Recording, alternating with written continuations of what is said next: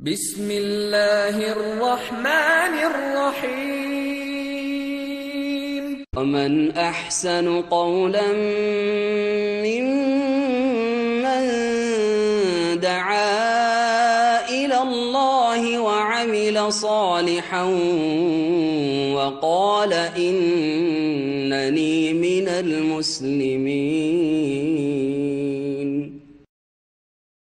السلام عليكم ورحمة الله وبركاته. إن الحمد لله نحمده ونستعينه ونستغفره ونعوذ بالله من شرور أنفسنا ومن سيئات أعمالنا.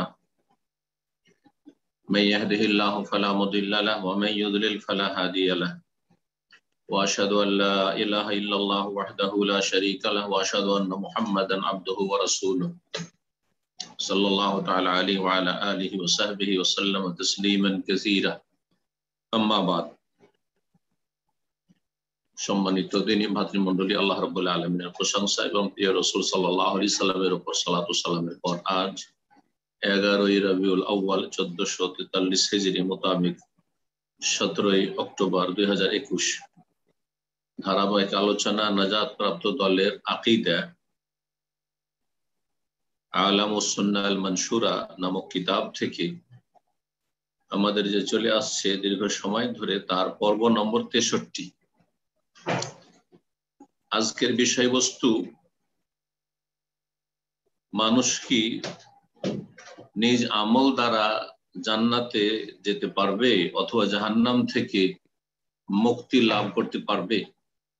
মানে আমলের দ্বারা, আমলের বিনিময়ে কেউ জান্নাত চলে যাবে, আমলের বিনিময়ে কেউ জাহান্নাম থেকে বেঁচে যাবে, এমনটা কি হবে? এটি হচ্ছে আমাদের সর্বশেষ পর্ব, পরকালের প্রতি ঈমান। আপনারা যারা নিয়মিত আসছেন হয়তো বুঝতে পারছেন যে আমাদের আলোচনা দীর্ঘ সময় ধরে চলছে। এই নাজাতপ্রাপ্ত দলের আকীদার একটি বিশেষ গুরুত্বপূর্ণ পর্ব, ধারাবাহিক অথবা বিষয়, সেটা হচ্ছে আল ঈমান বিল ইয়াউমিল আখির, পরকালের প্রতি ঈমান। যে পরকাল শুরু হয় মানুষের মৃত্যু থেকে এবং শেষ হচ্ছে জান্নাতে অথবা জাহান্নামে যাওয়া পর্যন্ত। এর মাঝে এবং এতে যা কিছু রয়েছে সবগুলি আল ঈমান বিল ইয়াউমিল আখির, পরকালের প্রতি ঈমানের অন্তর্ভুক্ত। মৃত্যুর সময় যা ঘটে, মৃত্যুর পরে কবরের জীবনে যা ঘটে ভালো মানুষ অসৎ মানুষের জন্য, তারপরে পুনরুত্থান, তারপরে হাসর ময়দান, হাসর ময়দানের বিভিন্ন স্তর, বিভিন্ন দিক, আর তারপরে জান্নাত না হয় জাহান্নাম, জান্নাত এবং জাহান্নাম সম্পর্কে বিভিন্ন দিক। তার একটি দিক হচ্ছে যে মানুষ কি নিজ আমল দ্বারা জান্নাতে যেতে পারবে বা নিজ আমল দ্বারা জাহান্নাম থেকে বাঁচতে পারবে। এই ঈমান বিল ইয়াউমিল আখির, পরকাল প্রতি ঈমানের বিষয়ে বা ঈমান সম্পর্কে, পরকাল প্রতি ঈমান সম্পর্কে লেখক দীর্ঘ আলোচনা করেছেন। 18টি পর্ব আমরা শেষ করলাম।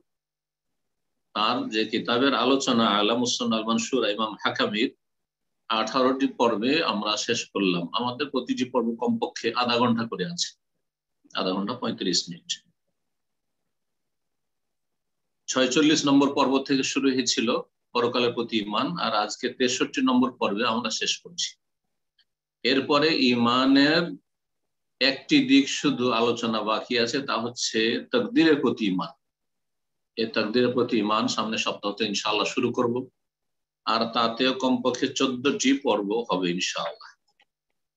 আল্লাহ রাব্বুল আলামিন যেন আমাদেরকে এই সমস্ত বিষয়গুলি আলোচনা করার তৌফিক দান করেন এবং যারা শুনছেন শুনবেন তাদেরকে উপকারী জ্ঞান দান করেন। আমাদের সকলকে আল্লাহ রাব্বুল আলামিন উপকারী ইলম দান করেন এবং নেক আমলের তৌফিক দান করেন, ভালো পথে আহ্বান করার তৌফিক দান করেন, আর এই পথে ধৈর্যশীল হওয়ার তৌফিক দান করেন। তো আলোচনা শুরু করা যাক। বলছেন লেখক রাহিমাহুল্লাহ, হাল ইয়াদখুলুল জান্নাতা আও ইয়ানজু মিনান নারি আহাদুন বিআমালিহি, কোন ব্যক্তি কি জান্নাতে প্রবেশ করতে পারবে অথবা জাহান্নাম থেকে পরিত্রাণ পাবে বিআমালিহি, নিজ আমলের বিনিময়ে, আমলের দ্বারা। আমল দ্বারা আপনি জান্নাত ক্রয় করে নেবেন, আর আমল দ্বারা আপনি জাহান্নাম থেকে রেহাই পেয়ে যাবেন, এটা কি হতে পারে? এই মর্মে হাদিস নিয়ে এসছেন, যে হাদিসগুলি বিভিন্ন ভাষা দিয়ে এসেছে, সহিহ হাদিস। বলছেন কালা রাসূলুল্লাহ সাল্লাল্লাহু আলাইহি ওয়াসাল্লাম, রাসূলুল্লাহ সাল্লাল্লাহু আলাইহি ওয়াসাল্লাম বলেছেন একটি হাদিসে, কারিবু ওয়াসাদ্দিদু, তোমরা যথাসাধ্য কাছাকাছি হওয়ার চেষ্টা করো। কারিবু, দ্বীন ইসলামের যতগুলি বিধান আছে সবগুলির কাছাকাছি হওয়ার চেষ্টা করো। সবগুলি সম্ভব না হইলেও প্রথম ফরজ ওয়াজিব আদায় করতে হবে, হারাম নাজায়েজ থেকে বাঁচতে হবে। সবকিছুর আগে আকীদার পরিশুদ্ধি হইতে হবে, আকীদায় যেন কোনো গলদ না থাকে, আদর্শ ঠিক থাকতে হবে রাসূলুল্লাহ সাল্লাল্লাহু আলাইহি ওয়াসাল্লামের, যেন তাওহীদের জায়গায় শিরক না থাকে, সুন্নতের জায়গায় বিদআত না থাকে।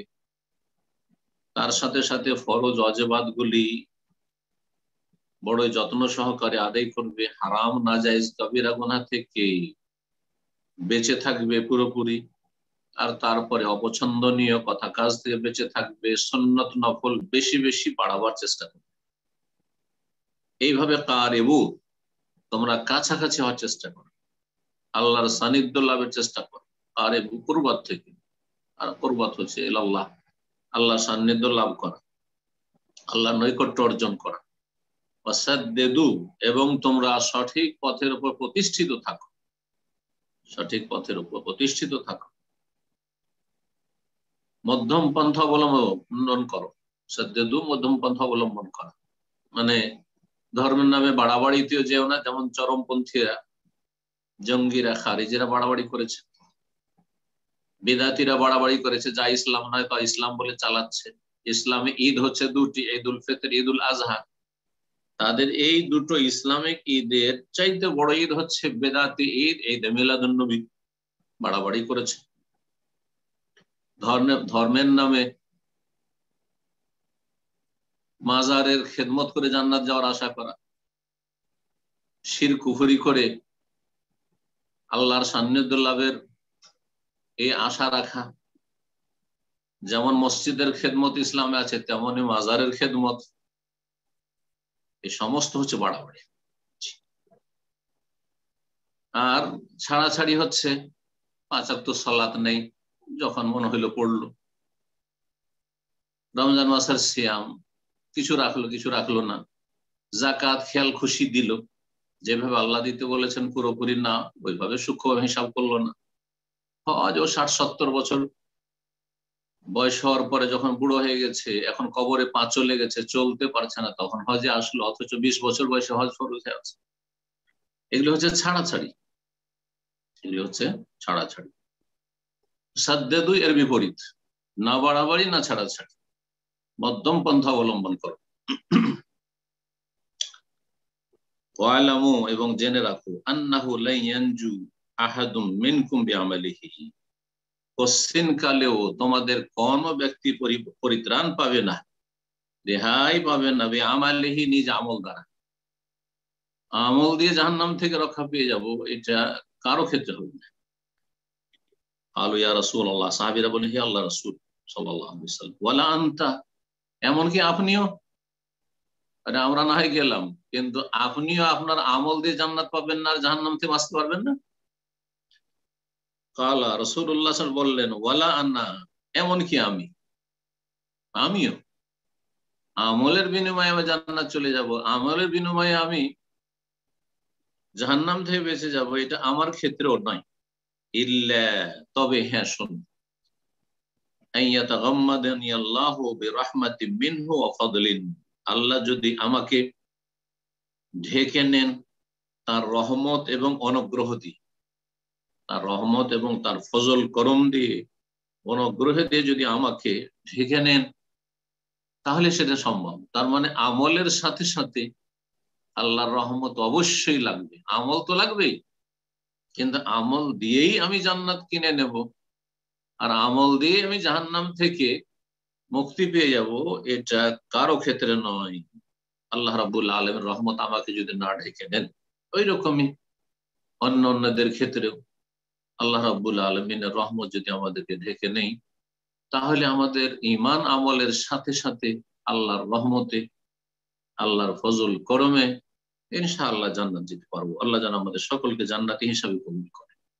যারা দ্বীনের জ্ঞান অর্জন করে, যারা আমল করার চেষ্টা করে, নিজের সংশোধনের চেষ্টা করে, পাপ থেকে বাঁচার যাদের মন মানসিকতা আছে, সর্বনিম্ন তাকওয়া, যে পাপ থেকে পাপকে পাপ মনে করা এবং পাপ থেকে বাঁচার জন্য সচেষ্ট হওয়া, এটি হচ্ছে সর্বনিম্ন তাকওয়া, আল্লাহ ভীরুতা। যারা ভালো পথে চলতে চায়, মন্দ পথকে ঘৃণা করে, মন্দ কথা কাজকে, মন্দ আচরণকে ঘৃণা করে, আল্লাহ রাব্বুল আলামিন সকলের উপর যেন রহমত বর্ষণ করেন এবং সকলকে তার রহমতে জান্নাতুল ফিরদৌস দান করেন। যারা পথভ্রষ্ট, ইচ্ছাকৃত অথবা অনিচ্ছাকৃত, অজ্ঞতার কারণে অথবা হঠকারিতার কারণে, আল্লাহ তাদেরকে হেদায়েত নসিব করেন এবং তাদের অনিষ্ট থেকে উম্মতে মুসলিমার আল্লাহ হেফাজত করেন। এই হাদিসগুলি সবগুলি বুখারী মুসলিমে রয়েছে। এর কোনটি হাদিস একটু লম্বা রয়েছে, কোনটি কোনো ছোট রয়েছে, বা কোনো হাদিসে কিছু বাক্যের পার্থক্য রয়েছে, এইভাবে। আর একটা অংশ হাদিসের অফি রিওয়ায়াতিন, অন্য একটি বর্ণনায় রয়েছে সাদ্দেদু ওয়া কারিবু, তোমরা মধ্যম পন্থা অবলম্বন করো এবং কাছাকাছি হওয়ার চেষ্টা করো, আল্লাহর সান্নিধ্য লাভের চেষ্টা করো। ওয়া আবশিরু, এবং এর সাথে সাথে সুসংবাদ নাও, আল্লাহর পক্ষ থেকে সুসংবাদ, রাসূলুল্লাহ সাল্লাল্লাহু আলাইহি ওয়াসাল্লামের পক্ষ থেকে সুসংবাদ, যে আল্লাহ কোরআনে সুসংবাদ দিয়েছেন মুমিনদেরকে, সৎকর্মশীলদেরকে, যারা দ্বীনের ওপর ইস্তেকামা করে, অটল থাকে, তাদেরকে সুসংবাদ দিয়েছেন।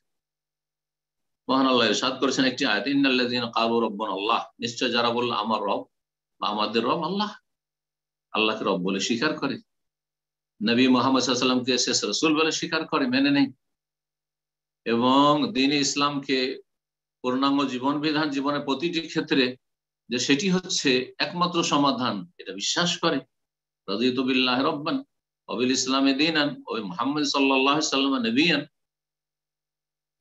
এই কথা যারা বলে, স্বীকৃতি দান করে এবং সেটা বাস্তবায়ন করে, এরা বলো রব্বুনা আল্লাহ, আমাদের রব আল্লাহ। শুধু মুখে বলা যথেষ্ট নয়, এই জন্য সুম্মাস্তাকামু, অতঃপর এই পথে সোজা চলল। ইস্তিকাম মানে সোজা হয়ে চলা, বিনা বক্রতায়, না ডানে না বামে, এদিকেও শয়তান আছে, এদিকেও শয়তান আছে। একদিকে শয়তান বাড়াবাড়িতে লিপ্ত করছে মানব জাতিকে, আর একদিকে ছাড়াছাড়িতে লিপ্ত করছে। সুম্মাস্তাকামু, তারপরে সোজা চলবে, ইস্তিকামা, অবিচল থাকলো, অটল থাকলো দ্বীনের ওপর, সিরাতে মুস্তাকিমের ওপর। তাতানাজ্জালু আলাইহিমুল মালায়েকা, আল্লাহ তাদের কাছে ফেরেশতা নামিয়ে দেন, ফেরেশতারা নেমে আসে। কখন নেমে আসে? ইন্তেকালের সময়। এর তাফসীর দুটো করা হয়েছে, একটি হচ্ছে মানুষের মৃত্যুর পূর্ব মুহূর্তে, যখন দুনিয়া থেকে মানুষ নিরাশ হয়ে যায়, নিশ্চিত হয়ে যায় যে এখন আমার মরণ ঘনিয়ে এসেছে, এক্ষুনি আমার রূহ, আত্মা গ্রহণ করবে মালাকুল মউত। সেই সময় ফেরেশতা তাদেরকে সান্ত্বনা দেয়, সুসংবাদ শোনায়। আর আরেকটি হচ্ছে বিচার দিবসে যখন হাজির হবে, হাশরের মাঠে হাজির হবে, হাহাকার অবস্থা, সেই সময় তাতানাজ্জালু আলাইহিল মালায়েকা, ফেরেশতা নেমে আসবে আর বলবেন আল্লাহ তাখাফু ওয়া লা তাহজানু, ভয় করিও না, চিন্তা করিও না। ওয়া আবশিরু বিল জান্নাতি আল্লাতী কুনতুম তুআদুন, সুসংবাদ নিয়ে নয়, যে ওয়া আবশিরু, এখানেও হাদিসে রয়েছে ওয়া আবশিরু, সুসংবাদ দাও। কিসের? সেই জান্নাতের, আল্লাতী কুনতুম তুআদুন, যা তোমাদের সাথে প্রতিশ্রুত হয়েছে, তোমাদের সাথে যার ওয়াদা করা হয়েছে, আল্লাহ প্রতিশ্রুতি করেছেন যে কাকে জান্নাত দেবো, কাকে দেবো না, কে জান্নাত পাওয়ার হকদার। আল্লাহু আকবার। আল্লাহ রাব্বুল আলামিন যেন আমাদেরকে দুনিয়া আখিরাতে সুসংবাদ দেন। ফাইন্নাহু লা ইয়াদখুলুল জান্নাতা আহাদুন আমালু, তারপরে বলছেন যে শুনে রাখো, ফাইন্নাহু লা ইউদখিলুল জান্নাতা আহাদান আমালুহু, ফাইন্নাহু লা ইউদখিলুল জান্নাহ, এখানে ইউদখিল, জান্নাতে কোন ব্যক্তিকে তার আমল প্রবেশ করাবে না, কোন ব্যক্তির আমল তাকে জান্নাতে নিয়ে যেতে পারবে না। কালু, সাহাবীরা বললেন ওয়ালা আনতা ইয়া রাসূলুল্লাহ, এমনকি আপনিও নিজ আমল দিয়ে জান্নাত যেতে পারবেন না? আলা ওয়ালা আনা, এমনকি আমি ইল্লা ইয়াতাগাম্মাদানি আল্লাহু মিনহু বিরহমাহ, তবে আল্লাহ যদি তার পক্ষ থেকে রহমত দিয়ে আমাকে ডেকে নেন, আর ইনশাআল্লাহ ঢাকবেন, নিশ্চিত ঢাকবেন। ওয়ালামু, আর জেনে রাখো, আন্না হাব্বাল আমালি ইলাল্লাহি আদওয়ামুহু, আল্লাহর কাছে সর্বাধিক প্রিয় আমল হচ্ছে স্থায়ী আমল, সর্বদা করে যাচ্ছেন। ফরজ তো সর্বদা করতেই হবে, কিন্তু সুন্নত নফলের ক্ষেত্রেও যদি আপনি কন্টিনিউ করে যান, বিনা বিরতিতে অবিরাম ভালো আমল করে যান, সুন্নত মুস্তাহাব নফলগুলি করে যান, এটা আল্লাহর কাছে সবচেয়ে প্রিয়। ফরজের ক্ষেত্রে অধিকাংশ মুসলিম মৌসুমী ইবাদতবন্দি করে, বিশেষ করে আমাদের ভারত, বাংলাদেশ, পাকিস্তানের মানুষরা, এমনকি আরব দেশেও এই রোগ আজকাল ব্যাপক আকার ধারণ করেছে, আল্লাহ হেফাজত করুক। রমজান মাসে মাশাআল্লাহ মসজিদে জায়গা পাওয়া যায়, রমজান মাসে মসজিদে জায়গা পাওয়া যায়, আর রমজানের পরে এক সপ্তাহের মধ্যে মসজিদ খালি। জুমার দিনে মসজিদে জায়গা, রাস্তাঘাটে গাড়ি, রাস্তাঘাট সবকিছু বন্ধ করে দিয়ে জুমার সালাত পড়ছে, আর বাকি ফজরে এক কাতার খুঁজে পাওয়া যায়, এক লাইন নেই। বালা মুসিবত যখন নেমে এসেছে, মা মরেছে, বাপ মরেছে, স্ত্রী মরেছে, হ্যাঁ স্বামী মরেছে, ছেলে মেয়ে মারা গেছে, বড় বিপদ আপদ এসছে, বড় দুর্ঘটনা হয়েছে, মসজিদ মুখী হয়ে গেছে, আর কয়েকদিন পর আর নেই। এই ফরজের ক্ষেত্রে এটা মোটেই চলবে না, এটা চলবে না, কখনো না। আর এটা দিয়ে কোনোদিন নাজাত পাওয়া যাবে। সারা জীবন যদি রমজান মাসে ইবাদতবন্দি করে, আর সমস্ত লাইলাতুল কদর করে, সমস্ত নেক আমল করলো রমজান মাসের, আর গোটা বছর মাঝে মধ্যে সালাত পড়লো, মাঝে মধ্যে পড়লো না, কখনো জান্নাত পাওয়া যাবে না। এত সস্তা জান্নাত না। আর আপনার খেয়াল খুশি, আমার খেয়াল খুশি ইসলাম বুঝলে হবে, ওহী ভিত্তিক ইসলাম বুঝতে হবে। কোরআন হাদিস যেভাবে বলেছে, ফরজ গুলির সারা বছর ইবাদতবন্দি করে হেফাজত করতে হবে, হারাম নাজায়েজ থেকে, কাবিরা থেকে সর্বদাই বাঁচতে হবে। তাহলে আল্লাহর কাছে সবচেয়ে প্রিয় আমল স্থায়ী আমল ফরজের ক্ষেত্রে, সেটা সকল স্তরের মানুষের জন্য। নফল সুন্নতের ক্ষেত্রে হ্যাঁ বাধ্যতামূলক নয়, তারপরেও যদি স্থায়ী করে সবচেয়ে প্রিয় আল্লাহর কাছে। তাহাজ্জুদ মাঝে মাঝে নয়, শুধু রমজান মাসে তারাবি কেন আপনি সারা বছর তাহাজ্জুদ পড়েন না? একই সালাতে দুটো নাম সারা বছর পড়েন। মাঝে মধ্যে আপনি খুব নফল ইবাদতবন্দি করছেন, খুব দান খায়রাত করছেন, বছরে যেমন এক শ্রেণীর লোকের আমাদের দেশে এরাই সংখ্যা গরিষ্ঠ, রমজান মাসে খুব দান খায়রাত করে, সারা বছরে একটা পয়সা দেয় না গরিব মিসকিন। কেন? ওরা কি খাবে তাহলে গরিব মিসকিন সারা বছর? শুধু রমজান মাসে আপনি যাকাত বন্টন করবেন, রমজান মাসে দান খায়রাত করবেন, আর না না, এর চাইতে প্রিয় হচ্ছে আপনি নিয়মিত নেক আমল করে যান, সেটা যে কোনো ইবাদতবন্দির ক্ষেত্রে। আহাব্বাল আমালি ইলাল্লাহ আদওয়ামু, দিন শিখা। এক সময় খুব দিন শিখলেন, আর তারপরে একেবারে নেই, কোনো যোগাযোগ নেই দিনের সাথে, আলেমদের সাথে, না ওঠেই না, ভালো না। এইরকমটা যেন না হয়। আল্লাহর কাছে সর্বাধিক প্রিয় আমল হচ্ছে আদওয়ামুহু, যেটা স্থায়ী হয়ে থাকে। ওয়াইন কাল্লা, যদিও পরিমাণ কম হোক না কেন। সপ্তাহে একদিন আপনি দিনে আলোচনা শুনছেন, কিন্তু গোটা বছর ধরে শুনছেন। এক সময় প্রতিদিন অ্যাটেন্ড করছেন, সপ্তাহে 7 দিনে 7 দিনই দর্শে অ্যাটেন্ড করছেন, আপনি দিনই আলোচনা শুনছেন, আর তারপরে এক সময় বছরকে বছর চলে যাচ্ছে না, কোনো দিন এলেম শিখা নেই, এলেম চর্চা নেই, ভালো কাজ নেই, আল্লাহর কাছে এটি প্রিয় নয়। এরকম কোরআন তেলাওয়াতের বিষয়টি খুব গুরুত্বপূর্ণ। আমাদের সমাজের মানুষরা রমজান মাসে প্রায় লোকই কোরআন খতম করে, বরং কয়েকবার করে খতম করে, আর গোটা বছর যে কোরআন উঠিয়ে রেখেছে সেলফি, ধুলো বালি পড়ে গেছে, ধুলো বালি প্রলেপ জমে গেছে, ছুঁয়েও দেখেনি কোরআন কারীম। কোরআন কারীমের সাথে তার মহব্বত করে, কোরআন কারীমের সাথে তার আবেগ দেখায়, কিন্তু কোরআন কারীমের বাস্তবায়ন করে না, না এমনটা নয়। কোরআন কারীমের আসল সম্মান প্রদর্শন আর আসল ভালোবাসা হচ্ছে প্রতিটি কথা আল্লাহর পক্ষ থেকে আপনাকে আমাকে অ্যাড্রেস করা হয়েছে, সম্বোধন করা হয়েছে। কি সম্বোধন করা হয়েছে আমাকে জানতে হবে। আল্লাহ আমাকে কি সম্বোধন করছে, ইয়া আইয়ুহাল্লাযীনা আমানু, ইয়া আইয়ুহান নাস, হে মানব সকল, হে ঈমানদার, কি আল্লাহ বলতে চাইছেন জানতে হবে, জানা ফরজ। জানার পরে সামিআনা ওয়া আতানা, শুনবো মানবো, শুনলাম মানলাম বলতে হবে এবং সে অনুযায়ী চলতে হবে। এটা হচ্ছে আসল কোরআনের মর্যাদা দেওয়া।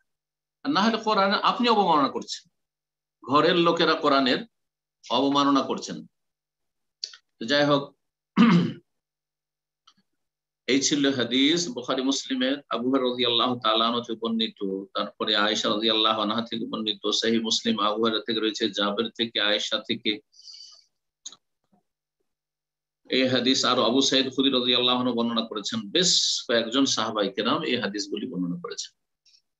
তাহলে এই দুটো হাদিস থেকে আমরা জানতে পারলাম যে মানুষ আমল দিয়ে জান্নাত যেতে সক্ষম হবে না, শুধু এইরকমই আমল দিয়ে জাহান্নাম থেকে বাঁচতে সক্ষম হবে না যদি সেই আমলের সাথে আল্লাহর রহমত না হয়। কেন? আল্লাহ যে এত নিয়ামত আমাদেরকে দিয়ে রেখেছেন আমাদের ভিতরে আর বাইরে, মাথা থেকে পা পর্যন্ত, যে নিয়ামতগুলির অধিকাংশ নিয়ামত আমরা কিন্তু উপলব্ধি করি না। যার যত বেশি এই নিয়ামতগুলি সম্পর্কে দিন আর দুনিয়ার জ্ঞান রয়েছে, দিন সম্পর্কে ইলম যার যত বেশি রয়েছে, এইরকমই বিজ্ঞান সম্পর্কে যার যত বেশি জ্ঞান রয়েছে আর তার সাথে ঈমান আছে। কারণ আজকালকার যাদের বিজ্ঞানের জ্ঞান রয়েছে অধিকাংশ অনইসলামিক জীবন যাপন করছে, যার ফলে তারা এইসব নিয়ামতগুলিকে আল্লাহর সাথে সম্পৃক্ত করে না, সব প্রাকৃতিক তাদের। এই যে অক্সিজেনের নিয়ামত, চিন্তা করুন আপনি করোনার জামানে বুঝতে পারেন কি হাহাকার অবস্থা পৃথিবীর বিভিন্ন দেশের অক্সিজেনের অভাবে। তাহলে এই যে অক্সিজেন, আল্লাহর অক্সিজেন কত আপনি 60, 70, 80 বছর দুনিয়াতে নিয়েছেন আর নেবেন, এই নিয়ামত আপনি সারা জীবনে যে ব্যবহার করলেন, আপনার সারা জীবনের আমল দিয়ে একদিনের অক্সিজেনের মূল্য দিতে পারবেন আপনি? হাসপাতালে করোনা রোগী যখন মরে যাচ্ছে অক্সিজেন ছাড়া, অক্সিজেন পাচ্ছে না, সেই সময় যদি বলা হতো যে তোমার ভিটে মাটি বাড়ি বিল্ডিং সব দিয়ে দিও, তোমাকে বাঁচিয়ে অক্সিজেন দিয়ে সব দিয়ে দিতে, আমাকে বাঁচতে, আমি না বাঁচলে আমার বাড়ি ঘর থেকে লাভ। আল্লাহু আকবার। এক একটি ক্ষুদ্র নিয়ামত, বড় নিয়ামত নয়, ক্ষুদ্র নিয়ামত দেখেন আপনি। এই যে শরীরের লোমকূপ গুলি রয়েছে, চামড়া যদি একেবারে এই লোমকূপ গুলি ছাড়া হইতো, লোমকূপ নেই, কোনো ছিদ্র নেই, কোনো ঘাম প্রবাহিত হইতো না, এভাবে যদি আল্লাহ সৃষ্টি করতো, মানুষ সুস্থ থাকতো, বাঁচত। মানুষ সাবালক হয়, সাবালক হওয়ার পর বিবাহ শাদী করেনি, স্বপ্নদোষ যদি না হইতো, মহিলাদের যদি মাসিক না হইতো, আর সেই রক্তগুলি বা সেই যেগুলো, যেই আপনার শরীরের এই অতিরিক্ত জিনিসগুলি, সে বীর্য হোক অথবা রক্ত হোক, সেগুলি যদি নির্গত না হইতো, তাহলে মানুষের কি অবস্থা হইতো? একজন এমন ব্যক্তি, যে ব্যক্তি সত্যিকার খাঁটি মুসলিম আর সে বিজ্ঞান বুঝে, সে যদি এই বিষয়গুলি নিয়ে গবেষণা করে, আল্লাহর যে কত নিয়ামত তার কাছে রয়েছে উপলব্ধি করতে পারে। কিন্তু দুঃখের বিষয় হচ্ছে আমাদের সমাজের যারা বিজ্ঞান পড়ে তারা ইসলাম মোটেই জানে না, ইল্লা মাশাআল্লাহ, যার ফলে আল্লাহ রাব্বুল আলামিন শুকরিয়া আদায় করতে পারেন না, আল্লাহকে চিনতে পারেন না, আল্লাহর কাছাকাছি আসতে পারেন না, আল্লাহর ইবাদত বন্দেগীর ধার ধারেন। বড় বড় চিকিৎসক হয়েছে, মেডিকেল সায়েন্সের যথেষ্ট জ্ঞান আছে, কিন্তু ইসলামের কোনো জ্ঞান নেই, এতিম, যার ফলে আল্লাহর সাথে সম্পর্কহীন। আউযুবিল্লাহ। আল্লাহ এই জীবন থেকে যেন আমাদেরকে মুক্তি দান করে, এই জীবন থেকে আল্লাহ রাব্বুল আলামিনের কাছে পানা চাই, যেই জীবনে মানুষ তার রবকে চিনল না, তার মালিককে চিনল না, তার সৃষ্টিকর্তার সাথে সম্পৃক্ত হল না। তো এই ছিল হাদিস, যে হাদিসগুলো থেকে জানতে পারলাম। তাহলে আল্লাহ রাব্বুল রহমত না হলে শুধু শুধু আমল দিয়ে তো আমরা দুনিয়ার একটা ক্ষুদ্র নিয়ামতের মূল্য দিতে পারবো না।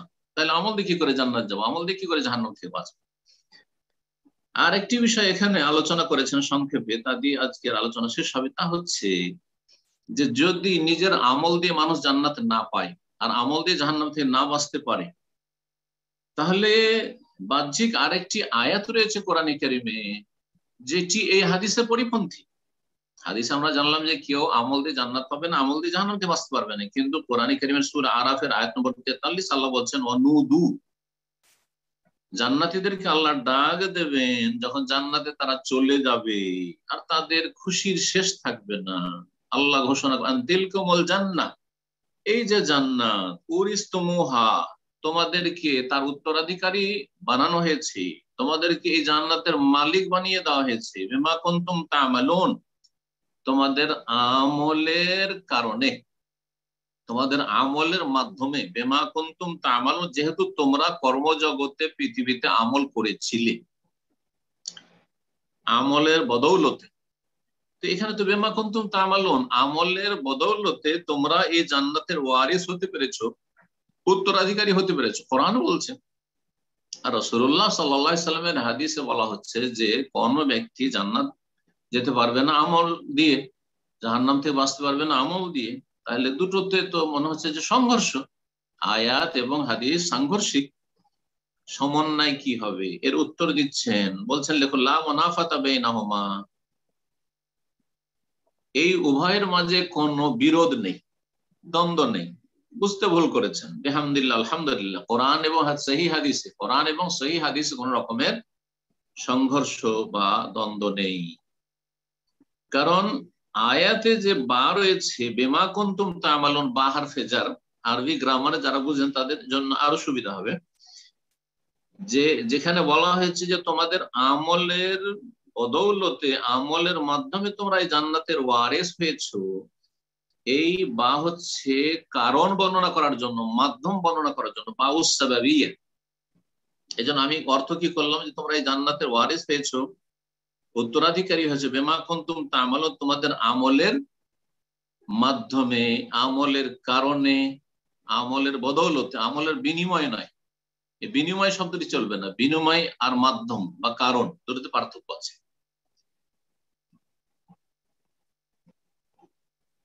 তো নেক আমল, মানুষের ভালো কাজ, সৎকর্ম, ঈমান এবং নেক আমল, সৎ কাজ হচ্ছে জান্নাত যাওয়ার মাধ্যম, জান্নাত যাওয়ার উপায়।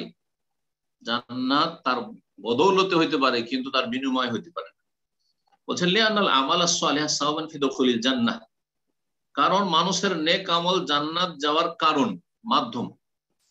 লা ইয়াহসুলু ইল্লা বিহা, নেক আমল, ঈমান আমল ছাড়া জান্নাত পাবে না, কারণ ওটা হচ্ছে মাধ্যম। মাধ্যম না থাকলে কি করে যাবে? মাধ্যম ছাড়া তো যেতে পারবেন। কেউ যদি বলে আমি আকাশ পথে আমি সফর করেছি, কিন্তু বিনা উড়োজাহাজ,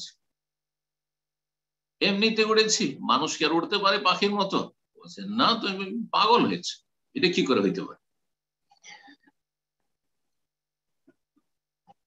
এজিল মুসাব্বাবু ওজুদুহু বিওজুদিস সাবাবিহি, কারণ কোন কিছুর ফলাফল,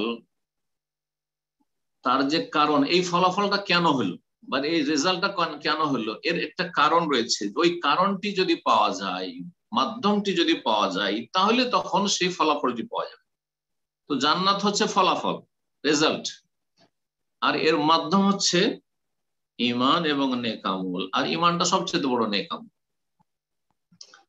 আর হাদিসে যেটা অস্বীকার করা হয়েছে যে আমল দিয়ে জান্নাত পাবে না, সেটা হচ্ছে বিনিময়কে অস্বীকার করা হয়েছে। অর্থাৎ একদিকে জান্নাতের মূল্য, আর আরেক দিকে মানব জীবনের নেক আমলের মূল্য।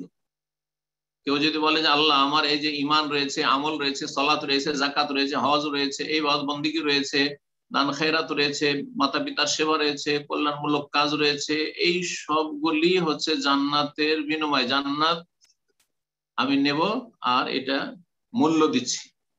তাহলে দুনিয়ার এই সব নিয়ামতের কি মূল্য দিলে? এক একটি নিয়ামতের মূল্য দাও। আল্লাহ যদি বলেন তোমার চোখের মূল্য কত, দুনিয়াতে যখন কেউ মূল্য লাগায় আর বলে তোমার দুটো চোখ নিয়ে নেব, কত টাকা নেবে? কেউ দেবেন? কোটি কোটি টাকা, এই যে দুটো চোখ দিয়ে দেবো, অন্ধ হয়ে যাবো।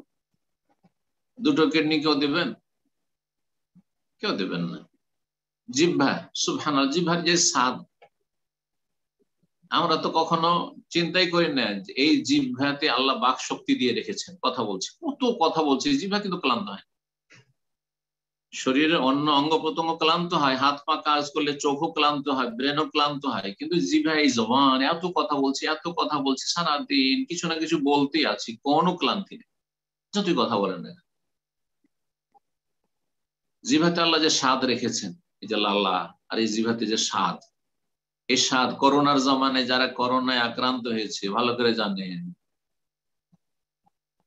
এক মাস বা তারও বেশি অনেকে বলেছেন যারা আক্রান্ত কোনো স্বাদ পায়নি যে ভাই কি খাচ্ছে না খাচ্ছে, না খেয়ে কোনো গন্ধ পাই না, মাস পার হয়ে চলে যাচ্ছে না খেয়ে কোনো গন্ধই পাই না, কোনো ঘ্রাণ পাই না। এই জিহ্বা দিয়ে এটা লোনা লবণাক্ত না এটা মিষ্টি না এটা টক, জিজ্ঞাসা করেন একজন কোন গর্ভবতী বোনকে যে গর্ভধারণ করেছে, তার এই বাস্তব অভিজ্ঞতা রয়েছে, জিহ্বার কোনো স্বাদ পায়নি, হাই কি খাচ্ছে কিছুই টের পাচ্ছে না, খাওয়া দাওয়া সব ছেড়ে দিচ্ছে। আল্লাহু আকবার, কি কষ্ট করে। যারা বিবাহিত জিজ্ঞেস করবেন স্ত্রী যদি গর্ভধারণ করে থাকে, তাহলে এসব নিয়ামতের বিনিময়ে কি দিচ্ছ তুমি আল্লাহকে, কে দিয়েছেন এগুলো? বলছে সব প্রাকৃতিক। আল্লাহ হিদায়াত দান করে এসব নাস্তিকদেরকে, মুনাফিকদেরকে এবং এসব পথভ্রষ্টদেরকে। এবং আল্লাহ রাব্বুল আলামিন আমাদেরকে যেন তার নিয়ামতের বেশি বেশি শুকরিয়া আদায়ের তৌফিক দান করেন, ঈমানের মাধ্যমে, নেক আমলের মাধ্যমে, হারাম নাজায়েজ থেকে বেঁচে থাকার মাধ্যমে, সুন্নাত নফল ইবাদত বন্দেগীর মাধ্যমে, আল্লাহর অসন্তুষ্টির কথা কাজ থেকে বেঁচে থাকার মাধ্যমে। তো বলছেন লেখক, ওয়াল মানফি ফিল হাদিস, হাদিসে যে না করা হয়েছে মানে আমল দিয়ে জান্নাত পাবেন না, এটা হচ্ছে হিয়া বাউস সামানিয়া, অর্থাৎ তুমি মূল্য দিতে পারবে, বাই সামানিয়া।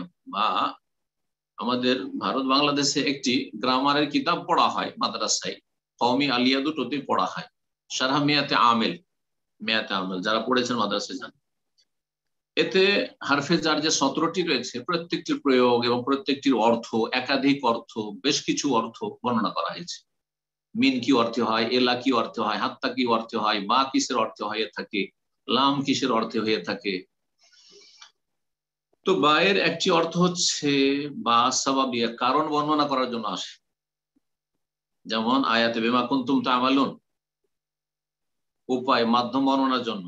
আর বায়ের আরেকটি অর্থ হচ্ছে মোকাবেল, আল বাউলিল মোকাবেলাতে, আমরা ছোটতে পড়েছিলাম প্রথম দ্বিতীয় ক্লাস, আল বাউলিল মোকাবেলাতে, বা মোকাবেলার জন্য, এটার মোকাবেলায়, জান্নাতের মোকাবেলায় আমার আমল, আল্লাহ তোমার জান্নাত আমার আমল, জি এটা হবে না, অসম্ভব যে তুমি তোমার নিজের ঈমান আমল দিয়ে জান্নাত পেয়ে যাবে, এটা অসম্ভব। এই কথাই বোঝানো হয়েছে হাদিসে।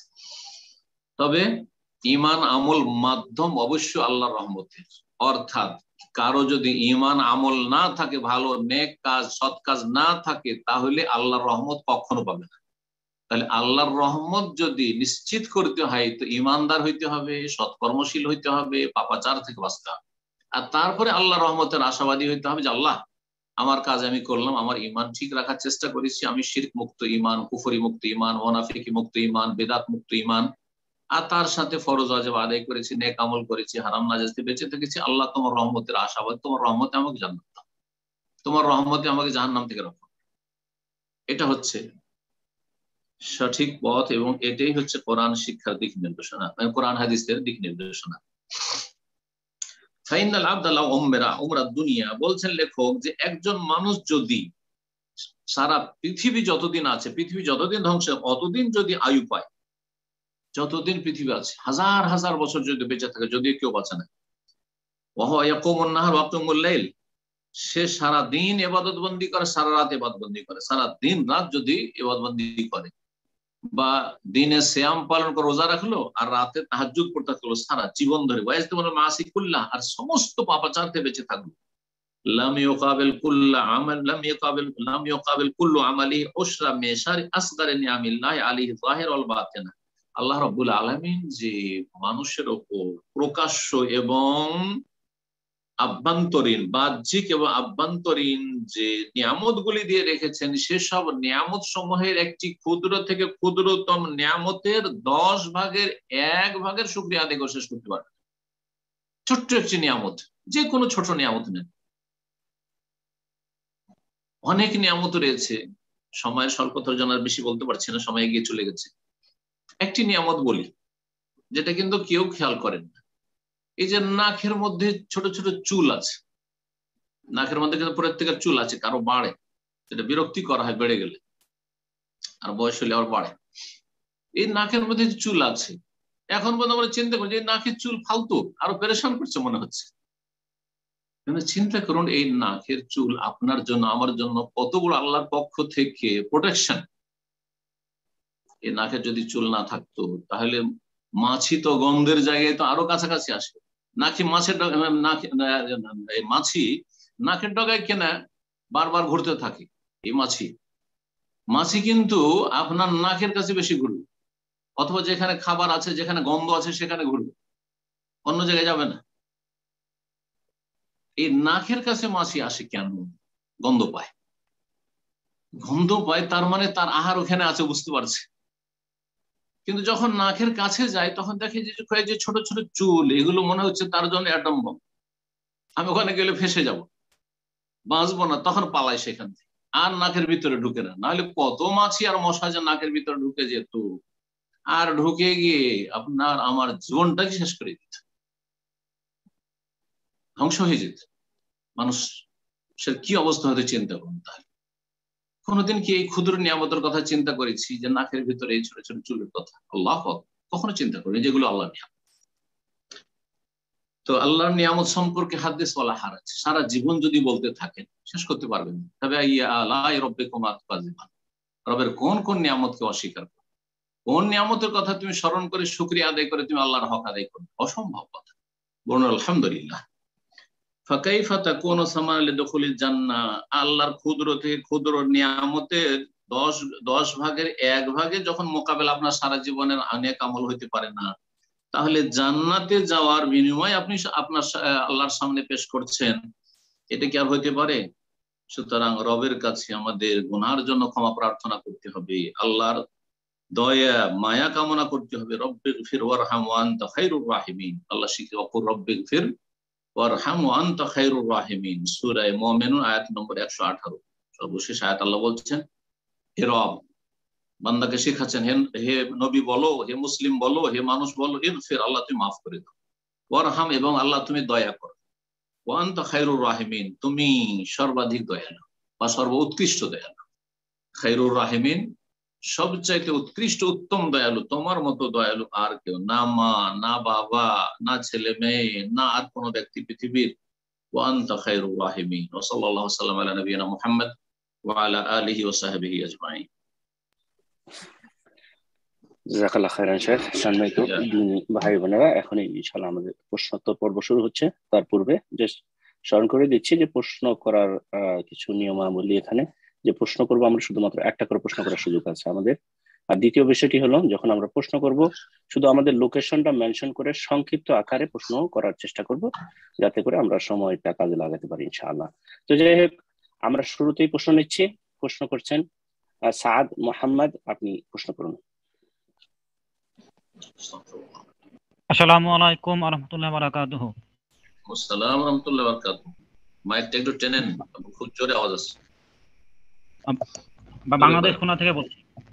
হ্যাঁ, একটু জোরে করে বলুন। হ্যাঁ স্যার, আমার প্রশ্ন হলো, বাংলাদেশে যারা হলো কোরআন অবমাননা করার যে অবস্থা তৈরি হয়েছে, এই ক্ষেত্রে মুসলিমদের করণীয় কি, এবং যারা প্রতিবাদ করতে গিয়ে মন্দির, হিন্দু এবং পুলিশদের উপর হামলা চালাচ্ছে, এই ব্যাপারে ইসলামের বিধান কি? জাযাকাল্লাহু খায়রান। আল্লাহ হেফাজত করুক ফিতনা থেকে। বিসমিল্লাহির রহমানির রহিম, আলহামদুলিল্লাহ ওয়াসসালাতু ওয়াসসালামু আলা রাসূলিল্লাহ ওয়া আলা আলিহি ওয়া সাহবিহি ওয়া মান ওয়ালা, আম্মা বাদ।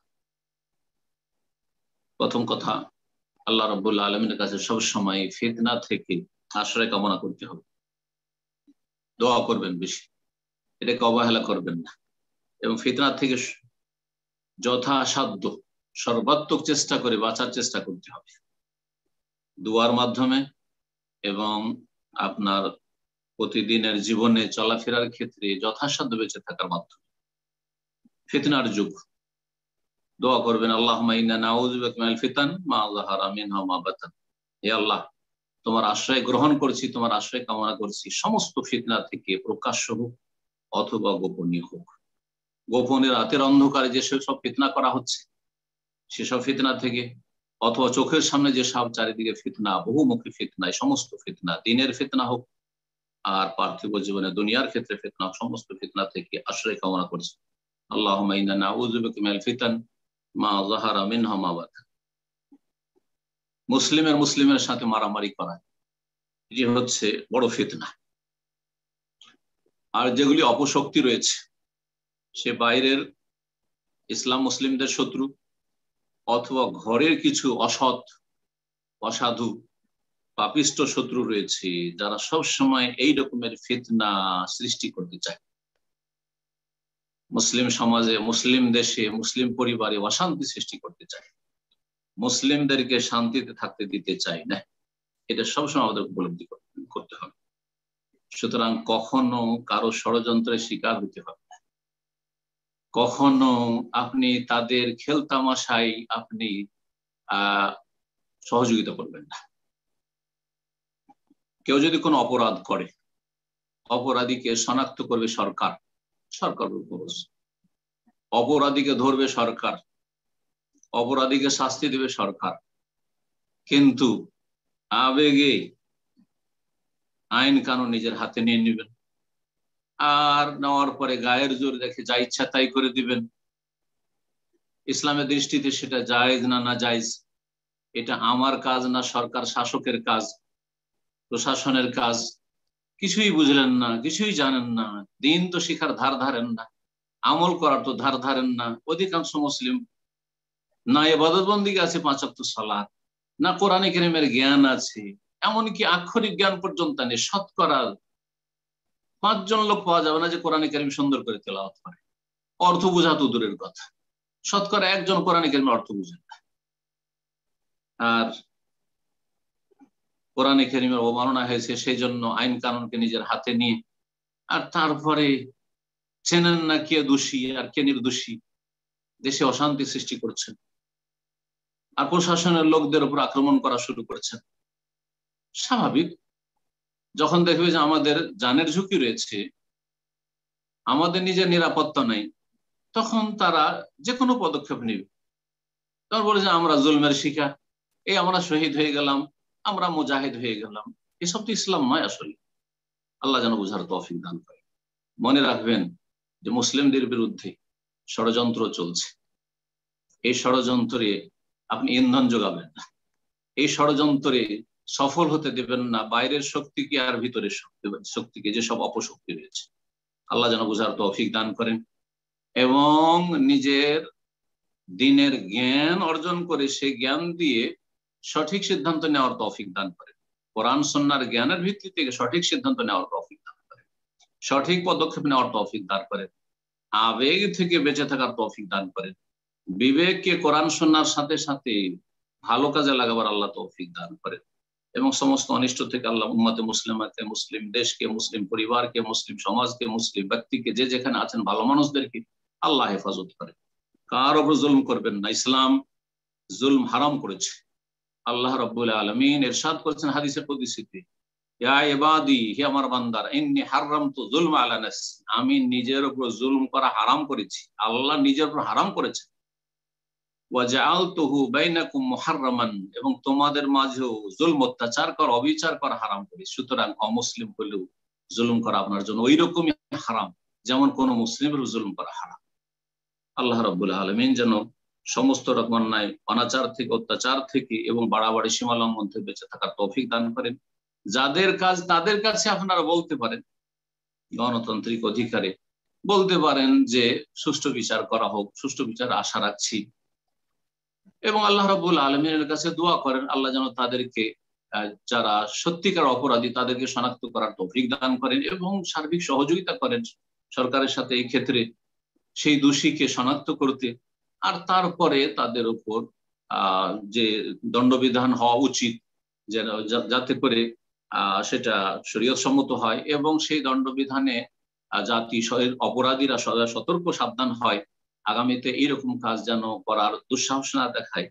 এই ক্ষেত্রে সার্বিক আমাদেরকে সহযোগিতা করতে হবে, কিন্তু আপোষে সংঘর্ষ শুরু করে দেবেন।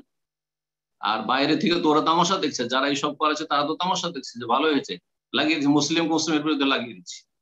প্রশাসন মারছে জনগণকে আর জনগণ মারছে প্রশাসনকে। ভালো কাজ করছে। আল্লাহ রাব্বুল আলামিন যেন বুঝার তৌফিক দান করেন। বারাকাল্লাহু। আমিন। তো ইনশাআল্লাহ এই পর্যায়ে প্রশ্ন করবেন উর্মিলা আক্তার উর্মি, আপনি প্রশ্ন করুন। জি, আসসালামু আলাইকুম ওয়া রাহমাতুল্লাহি ওয়া বারাকাতুহু। আসসালামু আলাইকুম ওয়া রাহমাতুল্লাহি ওয়া বারাকাতুহু। জি বলেন। জি শেখ, আমরা জার্মানিতে 3টি পরিবার একটু বড় বিপদে পড়ে গেছি। তো প্রশ্নটা একটু বিস্তারিত ভাবে বলতে চাই যাতে আমাদের অবস্থাটা একটু বোঝা যায়। তো আমাদের বাচ্চাগুলোকে হাই স্কুলে ভর্তি করাতে হবে এখানে এই বছরের ভর্তি করানোর জন্য এই বছরের মধ্যেই ডিসেম্বরের মধ্যেই কাগজ জমা দিয়ে দিতে হবে। তো সমস্যা হলো যে এখানে ছেলে মেয়ে একসাথে সুইমিং করা ইত্যাদি বা শারীরিক শিক্ষা বিষয়ে একসাথে যে ক্লাসে অবস্থান করতে হয় এই বিষয়গুলোতে মানে বিষয়গুলোকে বাধ্যতামূলক করে রাখা হয়েছে। আর ছেলে মেয়ে আলাদা যে স্কুলগুলো আছে যেখানে আলাদা পড়ালেখা করা যায়, ছেলে মেয়ে আলাদা স্কুল, সেখানে আবার বাইবেল পড়া বা পরীক্ষা দেওয়া এবং গির্জায় প্রার্থনা করা ইত্যাদি বাধ্যতামূলক। আর বুঝলাম না। মানে বাইবেলে পড়তে হবে, পরীক্ষা দিতে হবে, অথবা প্রতিদিন সকালবেলা গির্জায় প্রার্থনা করে ক্লাস শুরু করে। হ্যাঁ, তো ওখানে অ্যাটেন্ড করা বাধ্যতামূলক। তো তো এখানে আসলে আমরা হিজরত করার জন্য 3টা পরিবারই আলহামদুলিল্লাহ মানে ডিসিশন নিয়ে নিচ্ছি, কিন্তু কোথায় যাব? লন্ডন বা কানাডাতে যে যাব সেখানে লন্ডনে মাদ্রাসাতে ভর্তি করানোর জন্য সেখানে আপনার হয়ে গেছে যে ব্রেক্সিটের কারণে লন্ডনে মানে বাহির থেকে এখন অ্যাব্রড থেকে কোনো স্কুল মানে স্টুডেন্ট আর ভর্তি করাচ্ছে না। তো ওখানে এখন স্টে পারমিশন সব মিলাই ঝিলা অনেক বেশি মানে জটিল হয়ে গেছে এবং কানাডা অত্যন্ত ব্যয়বহুল। জি, আর বাংলাদেশে স্বামী পরিবার একবারে যেতে রাজি হয় না যে আমি কি সন্তান নিয়ে যে চলে যাব, এটাতেও অনেক বেশি মানে মন মানে সায় পাচ্ছি না। ইস্তেখারা পড়তেছি 3টা পরিবারই আমরা, কিন্তু কোন ডিসিশনে উপস্থিত হতে পারছি না। বড়ই পেরেশানির মধ্যে আছি, মানে কি ডিসিশন নিব আর কি বুঝতে পারতেছি না। যে স্বামীকে রেখে কি আমরা সন্তানের ভবিষ্যতের জন্য বাংলাদেশে চলে যাব, সেখানেও অনেক ফিতনার মধ্যে পড়তে লাগে। নিজেদের ইমান আমল এখানে ভালো থাকে, এখন সন্তানের জন্য একটা ডিসিশন নিতে হবে আমাদের। এখন আমরা কি এখানে একটা কোন ডিসিশন নিয়ে নিব নাকি বাংলাদেশে? জি, বুঝতে পেরেছি, ঠিক আছে। আল্লাহ রাব্বুল আলামিন ইরশাদ করেছেন, আলাম তাকুন আরদুল্লাহি ওয়াসিআতান ফাতুহাজিরু ফিহা। আল্লাহর জমিন কি প্রশস্ত নয় যে সেখানে তোমরা হিজরত করতে? আল্লাহর জমিন কি প্রশস্ত নয়? ফাতুহাজিরু ফিহা, সেখানে তোমরা হিজরত করতে, স্থানান্তরিত হয়ে যেতে, চলে যেতে নিরাপদ স্থান। যে সমস্যার কথা বললেন, ছেলে মেয়েদের শিক্ষার সমস্যা, সরকারি স্কুলে পড়ালে সহজ শিক্ষা যেখানে বড়ই ফিতনা, আখলাকি চারিত্রিক ফিতনা রয়েছে, অবাধ মেলামেশা রয়েছে, পাশ্চাত্য সভ্যতা যেখানে নর নারীর কোনো পার্থক্য নেই, সেই সভ্যতায় ডুবে যাবে, ধ্বংস হয়ে যাবে। আর যদি প্রাইভেটে পড়াচ্ছি তাহলে সেখানে বাইবেল পড়তে হবে, কাফেরদের ধর্মগ্রন্থ পড়তে হবে, চার্চে যেতে হবে, এটাও শিরক কুফর। জি, আর শিরক কুফর অশ্লীলতার চাইতে বড় অপরাধ। শিরক কুফর হচ্ছে অশ্লীলতা, জেনা, ব্যভিচারের চাইতে বড় অপরাধ। সুতরাং দুটোই বড় অপরাধ, দুটোই ধ্বংসাত্মক গুনাহ। শিরক সবচেয়ে বড় ধ্বংসাত্মক গুনাহ, কুফরি সবচেয়ে বড় ধ্বংসাত্মক গুনাহ, আর জেনা ব্যভিচার সেটিও ধ্বংসাত্মক গুনাহ। আল্লাহ রাব্বুল আলামিন হেফাজত করুন। সুতরাং দুটোর কোনোটাই জায়েজ নয়। হিজরত করতে চাইছেন পশ্চিমা অন্যান্য দেশে, কেন? কারণ ওগুলো দেশে দেখছেন যে ওখানে সুখ আছে, মানে সুখটা ঠিক রেখে, দুনিয়ার শারীরিক ভোগ বিলাস ঠিক রেখে হিজরত করব। আর ইমান ইসলামে রক্ষা করাটা এটা হচ্ছে দ্বিতীয় স্টেপ। প্রথম স্টেপ হচ্ছে যে আমাদের শারীরিক চাহিদা, মনের চাহিদা, ভোগ বিলাসের সামগ্রী ওটা ঠিক থাকে, আর তারপরে তখন অন্য এলাকায় হিজরত করব, দেখি কোনখানে মানে ইসলামটাও কিছু ভালো পালন করা যায়, আর তার আগে আমাদের পার্থিব সুখ শান্তিটা খুব যেন ভালো থাকে। এভাবে হয় না আসলে, দিনের হেফাজত এইভাবে হয় না। দিনকে 1 নম্বরে রাখতে হয়, 2 নম্বরে পার্থিব চাহিদাকে রাখতে হবে। এটা হচ্ছে কোরআন সুন্নাহর কথা। জি, ফাম্মান তাগা ওয়া আসারাল হায়াতাদ দুনিয়া, আল্লাহ বলছেন যারা সীমা লঙ্ঘন করলো, ওয়া আসারাল হায়াতাদ দুনিয়া, আর যারা পার্থিব জগৎকে, দুনিয়ার স্বার্থকে প্রেফার করলো, প্রাধান্য দিল, ফাইনাল জাহিমা হিয়াল মাওয়া, তাদের বাসস্থান হচ্ছে জাহান্নাম। পক্ষান্তর ওয়া আম্মান খাফা মাকামা রাব্বিহি, যারা আল্লাহর সামনে দাঁড়াতে হবে, হিসাব দিতে হবে যে তোমার ছেলেকে বাইবেল পড়িয়েছিলে, তোমার ছেলেকে চার্চে পাঠিয়েছিলে, তোমার ছেলেকে কাফেরদের ধর্ম শিখিয়েছিলে, ধর্ম চর্চা করিয়েছিলে, তোমার ছেলেকে জেনা ব্যভিচারের জায়গায় পাঠিয়ে দিয়েছিলে, অশ্লীলতায় ডুবিয়ে দিয়েছিলে, তাদের চরিত্র নষ্ট করেছিলে, বা ওয়াম্মান খাফা মাকামা রাব্বি, রবের সামনে দাঁড়িয়ে এই কথাগুলি জবাব দিতে হবে। এটাকে যারা ভয় করলো, ওয়া নাহান নাফসা আনিল হাওয়া, মনের চাহিদা, দুনিয়ার সুখ যেন থাকে, এই মনের কামনা বাসনা থেকে নিজেকে বিরত রাখলো। মনের চাহিদা পূরণ হোক আর না হোক, শারীরিক চাহিদা পূরণ হোক আর না হোক, ভোগ বিলাসের সামগ্রী মিলুক আর না মিলুক, কষ্ট করে ডাল ভাত খাবো মুসলিম দেশে, কষ্ট করে ডাল ভাত খাবো বাংলাদেশে, সে কষ্ট করে সেখানে যে চলা ফিরাই যে কষ্ট, সেগুলো সব বরদাস্ত করবো কিসের খাতিরে? ইমানের খাতিরে, জান্নাতের খাতিরে, নেক আমলের খাতিরে, আমার ইসলাম রক্ষা, আমার ছেলে মেয়েদের চরিত্র রক্ষার ক্ষেত্রে। এটা যারা করলো, হাওয়া, আল্লাহর সামনে দাঁড়াইতে হবে, জবাব দিতে হবে। এই ভয় এবং কুপ্রবৃত্তির অনুসরণ থেকে নিজেকে বাঁচিয়ে রাখলো। ফাইনাল জান্নাত হিয়াল মাওয়া, তাহলে জান্নাত তাদের বাসস্থান হবে। তো জান্নাত পাওয়া কেমন বুঝতে পারলেন? জান্নাত পেতে হলে এই করতে হবে। আর জাহান্নামে কারা যাবে? যারা দুনিয়াকে আসার আল হায়াতাত দুনিয়া, দুনিয়াকে যারা অগ্রাধিকার। এখন এই আয়াতটাকে নিজেদের উপরে ফিট করে আপনি দুনিয়াকে প্রাধান্য দেবেন না, আখিরাতকে প্রাধান্য দেবেন। আল্লাহ যেন তৌফিক দান করেন। আর বাংলাদেশে গিয়ে অশান্তি আছে, অশান্তি কোথায়? কোথায় নেই আল্লাহর জমিনে, কোথাও কম কোথাও বেশি। অসৎ লোক কোথায় নেই, পাপী কোথায় নেই, খারাপ লোক কোথায় নেই, সব জায়গায় আছে। আর সব জায়গায় ভালো মানুষ আছে, কোথাও বেশি কোথাও কম। সুতরাং মুসলিম দেশ, মাতৃভূমি, জন্মভূমি, আসল বাসস্থান, এটা সবচেয়ে ভালো জায়গা। এটা সবচেয়ে ভালো জায়গা যেখানে আপনি আপনার ইসলাম নিয়ে, ঈমান নিয়ে টিকে থাকতে পারবেন। মুসলিম পরিবেশে বোরকা পরেন, চেহারা ঢাকেন, কেউ উত্ত্যক্ত করবে না, আরো সম্মান করবে। দাড়ি টুপি নিয়ে চলাফেরা করেন, কেউ আপনাকে কষ্ট দেবে না, সম্মান করবে আশা করা যায়, ইল্লা মাশাআল্লাহ। সেটা যে কোনো জায়গায় ব্যতিক্রম হতে পারে।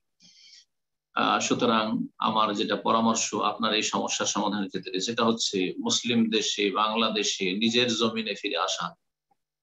আর যদি অন্য কোনো মুসলিম দেশ পান, আর পাবেন না। বর্তমান মুসলিম দেশে এইরকম এত রাস্তা প্রশস্ত নেই যে আপনি এত সহজে গিয়ে সেখানে আপনি স্থায়ী হওয়াটা তো নেই, আর অস্থায়ী থাকবেন, সেখানেও বিভিন্ন রকমের সমস্যার সম্মুখীন হবেন। সুতরাং কথা না বাড়িয়ে পরামর্শ দিচ্ছি যে দিনকে যদি রক্ষা করতে চান আর ছেলে মেয়েদেরকে যদি ইমানের উপর টিকাতে চান, তাহলে স্থায়ী ভাবে কাফের দেশে বসবাস করবেন না। অস্থায়ী ভাবে গিয়েছেন, রোজগার করেন চলে আসেন, রোজগার করেন চলে আসেন, স্বামী রোজগার করছে চলে আসুক, কিন্তু মুসলিম পরিবেশে বসবাসের চেষ্টা করুন, মুসলিম সমাজে বসবাসের চেষ্টা করুন, মুসলিম দেশে বসবাসের চেষ্টা করুন। আল্লাহ যেন তৌফিক দান করেন, আল্লাহ যেন ছেলে মেয়েদের ভালো তরবিয়তের তৌফিক দান করে। বলছেন ইস্তেখারা করছি। দেখেন, ইস্তেখারা মানে আল্লাহর কাছে কল্যাণ কামনা করা, তার সাথে কর্ম করতে হবে। আল্লাহ তুমি আমার ছেলে মেয়েদের ভালো ব্যবস্থা করে দাও, আল্লাহ তুমি আমার ছেলে মেয়েদের ভালো ব্যবস্থা করে দাও। আপনি কদম উঠালেন, কদম বাড়ালেন না, আপনি শুধু পশ্চিমা দেশে থাকতে চান, তাহলে কি করে হবে? শুধু ইস্তেখারা দিয়ে কাজ হবে? ইস্তেখারা হচ্ছে দোয়া, দোয়ার সাথে দাওয়া লাগবে, দোয়ার সাথে দাওয়া লাগবে। মানে নিজের ছেলে মেয়েদের ভালো ইসলামী তরবিয়তের পরিবেশ তৈরি করতে হবে, সেই পরিবেশে যেতে হবে যেখানে ছেলে মেয়েদের ভালো প্রতিপালন করা সম্ভব হয়, তার সাথে দোয়া কোন সেই দোয়া ফলপ্রসূ হয়। আল্লাহ যেন বোঝার তৌফিক দান করেন, আমল করার তৌফিক দান করেন। এবং এই কথাগুলি শুধু আমাদের এই বোনের জন্য না, ওই 3টি ফ্যামিলির জন্য না, সবার জন্য বলছি, সকল মুসলিমদের জন্য বলছি। আল্লাহ রাব্বুল আলামিন যেন আমাদের সকলের হেফাজত করেন এবং সকলকে সঠিক সিদ্ধান্ত নেওয়ার তৌফিক দান করেন। ছেলে মেয়েদের তরবিয়ত আল্লাহ যেন সহজ করে দেন। ইনশাআল্লাহ এই পর্যায়ে প্রশ্ন করবেন এমডি সাকিব হাসান, আপনি প্রশ্ন করুন। আসসালামু আলাইকুম ওয়া রাহমাতুল্লাহ। ওয়া আসসালাম ওয়া রাহমাতুল্লাহি ওয়া বারাকাতুহু। জি বলেন। বলছিলাম, আমার প্রশ্নটা হচ্ছে, কতিপয় কুতুবীরা বলে বেড়ায় যে সাইয়েদ কুতুব যা করেছেন তা নাকি মোহাম্মদ বিন আব্দুল ওয়াহাবও করেছেন, যেখানে সাইয়েদ কুতুব সুস্পষ্টভাবে কোরআনকে মাখলুক বলেছে। তাছাড়া তারা শাইখ মোহাম্মদ বিন ইব্রাহিম আহলুস শাইখের ফতোয়ারও অপব্যবহার করে, যা কিনা শাইখ বিন বাজ করেছেন। তো এসব লোকদের সম্পর্কে আমাদের কি অবস্থান হবে, যারা এক বিদাতিকে একজন মুজাদ্দিদের সাথে তুলনা করে নিজেদের স্বার্থ হাসিলের জন্য? জাযাকাল্লাহু খাইর। এদের সম্পর্কে যাদের কথা বললেন, কুতুবী, সাইয়েদ কুতুবের যারা ভক্ত, তাদের সম্পর্কে বলবো যে তারা আসলে ইখওয়ানি জামাতি, তারা জামাতি ইখওয়ানি। কিন্তু জামাতি ইখওয়ানিদের সাথে তাদের পার্থক্যটা শুধু এতটুকু, কুতুবি আরব দেশে অনেক আছে, বিভিন্ন আরব দেশে, সব আরব দেশে কুতুবি আছে। আর কুতুবি বাংলাদেশে অনেকে আছে নিজেদেরকে সালাফি বলছে, এটাও ভালো করে আপনাকে জেনে রাখতে হবে। ভারতে অনেক কুতুবি আছে নিজেদেরকে আহলে হাদিস সালাফি বলে থাকে। এদের মাঝে আর জামাতি ইখওয়ানিদের মাঝে পার্থক্য হচ্ছে যে জামাতি ইখওয়ানিদের আকীদারও জ্ঞান নেই, তারা আশায়েরা মাতুরিদি। আর এই কুতুবীদের তাওহীদুল আসমা সিফাতটা ঠিক আছে, কুতুবীদের তাওহীদুল আসমা সিফাতটা ঠিক আছে। এতটুকু পার্থক্য আমি উপলব্ধি করেছি এই কুতুবীদের মাঝে আর এই ইখওয়ানি জামাতিদের মাঝে। তাদের সম্পর্কে লেখাপড়া এখন পর্যন্ত যতটা করেছি আর যতটা চোখের সামনে দেখছি, ডানে বামে পৃথিবীতে তাদেরকে দেখছি। বাকি যে আসসাম ওয়া তাআ, শাসকের কথা শুনতে হবে, আনুগত্য করতে হবে, মানতে হবে বৈধ কাজের ক্ষেত্রে। শাসকের সাথে জনগণের আচরণ, এই মর্মে যতগুলি কোরআনে কারীমের আয়াত এবং হাদিস রয়েছে, কিতাবুল ইমারার, সহিহ মুসলিমে, সহিহ বুখারীতে যেসব হাদিসগুলি রয়েছে মুসলিম নেতৃত্বের সাথে আচরণের ক্ষেত্রে, সেগুলির ক্ষেত্রে এরা পাক্কা ইখওয়ানি জামাতি, এরা সালাফি নয়, কুতুবীরা। তো এই জন্য তারা সৈয়দ কুতুবকে হাইলাইট করে এবং মানুষকে ধোঁকা দেওয়ার চেষ্টা করে যে সৈয়দ কুতুবও এই সালাফিদের মতো, অথবা সৈয়দ কুতুবের যে আমরা ভক্ত বা সৈয়দ কুতুবের কথা যে আমরা আলোচনা করি, তো তার খেদমতটাও এইসব সালাফি ওলামাদের মতো। সুতরাং প্রথম যেটি করণীয় সেটি তাদের প্রতারণা, ধোঁকাবাজি থেকে বেঁচে থাকবে। যারা কুতুবী এবং সৈয়দ কুতুব প্রভাবিত, তাদের থেকে এলেম নেওয়া থেকে সতর্ক থাকবে। তাদেরকে স্টেজে নিয়ে এসে তারা তাদের মেসেজ দিবে জনগণকে, আর বিভ্রান্ত করবে বড় চালাকির সাথে, এই সুযোগটা তাদেরকে দেবেন না। দ্বিতীয় যে বিষয়টি বলবো এই ক্ষেত্রে, যে সৈয়দ কুতুবকে তুলনা করা শাইখুল ইসলাম আহমদ বিন আব্দুল্লাহ রাহমাতুল্লাহ মুজাদ্দিদের সাথে, এবং সেই ক্ষেত্রে মানুষকে প্রতারণা করার জন্য, ধোঁকা দেওয়ার জন্য শেখ মোহাম্মদ ইব্রাহিম আলী শেখের ফতোয়া অপব্যাখ্যা করা, এগুলির উদ্দেশ্য হচ্ছে মানুষকে ধোঁকা দেওয়া, এইভাবে মানুষকে বিভ্রান্তিতে ফেলে দেওয়া এবং মানুষকে এটা বুঝাতে সক্ষম হওয়া, তাদের চেষ্টা করা, অপপ্রয়াস চালানো যে হ্যাঁ এরাও আমাদের কাছাকাছি ছিল, পুরোপুরি সালাফি না হইলেও সালাফিদের কাছাকাছি ছিল, অথবা তাদের অনেক এই খেদমত রয়েছে, সেই খেদমত রয়েছে, কিন্তু তারা যে ছিল বিভ্রান্ত, তারা যে মুসলিম শাসককে তাদের গুনার কারণে তাদেরকে তাগুত বলেছে, এবং সৈয়দ কুতুব যে মুসলিম সমাজকে জাহেলিয়াত বলেছে, মুসলিম দেশের যে শাসন ব্যবস্থা এবং মুসলিম দেশে এর যে জনগণের অবস্থা, এমনকি মসজিদে যে আজান হচ্ছে, এই আজানের লাভটা কি, যেখানে জাহিলিয়াত শব্দকে বিরাজ করছে, এই সব কথা সৈয়দ কুতুবে রয়েছে, যেগুলি হচ্ছে চরমপন্থীদের আহার, যারা খাওয়ারিজ তাদের আহার জুগিয়েছে সৈয়দ কুতুবের লিখন। সৈয়দ কুতুবকে তুলনা করা এসব ওলামায়ে কেরাম, যারা সালাফি ওলামায়ে কেরাম বা মুজাদ্দিদ মোহাম্মদ বিন আব্দুল্লাহ রাহমাতুল্লাহর সাথে, ঠিক ওই রকমই যেমন নেতাজি আর পিয়াজি, বাংলা ভাষায় নেতাজি আর পিয়াজি, কে কেউ যদি নেতাজির সাথে তুলনা করে, শেখ সাদির সাথে বকরিন নেদিকে কেউ তুলনা করে, আরবিতে আছে সারাকে কেউ সোরাইয়ার সাথে তুলনা করে। সারা মানে হচ্ছে মাটি, কাদা, আর সোরাইয়া হচ্ছে ধ্রুব তারা।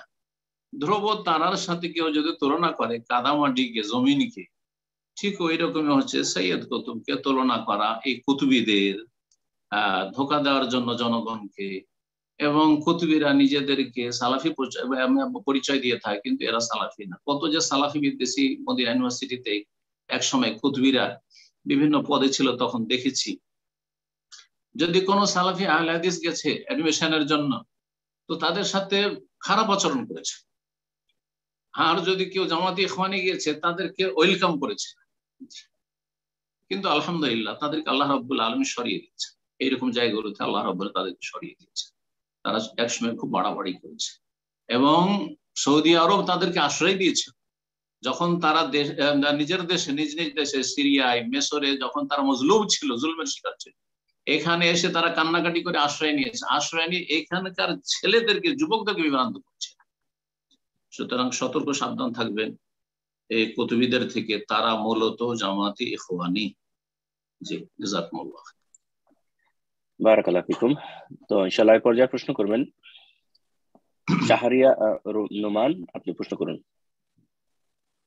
শাহরিয়া রোমান, আপনি প্রশ্ন করুন। আসসালামু আলাইকুম। আসসালামু ওয়া রাহমাতুল্লাহি ওয়া বারাকাতুহু। জি,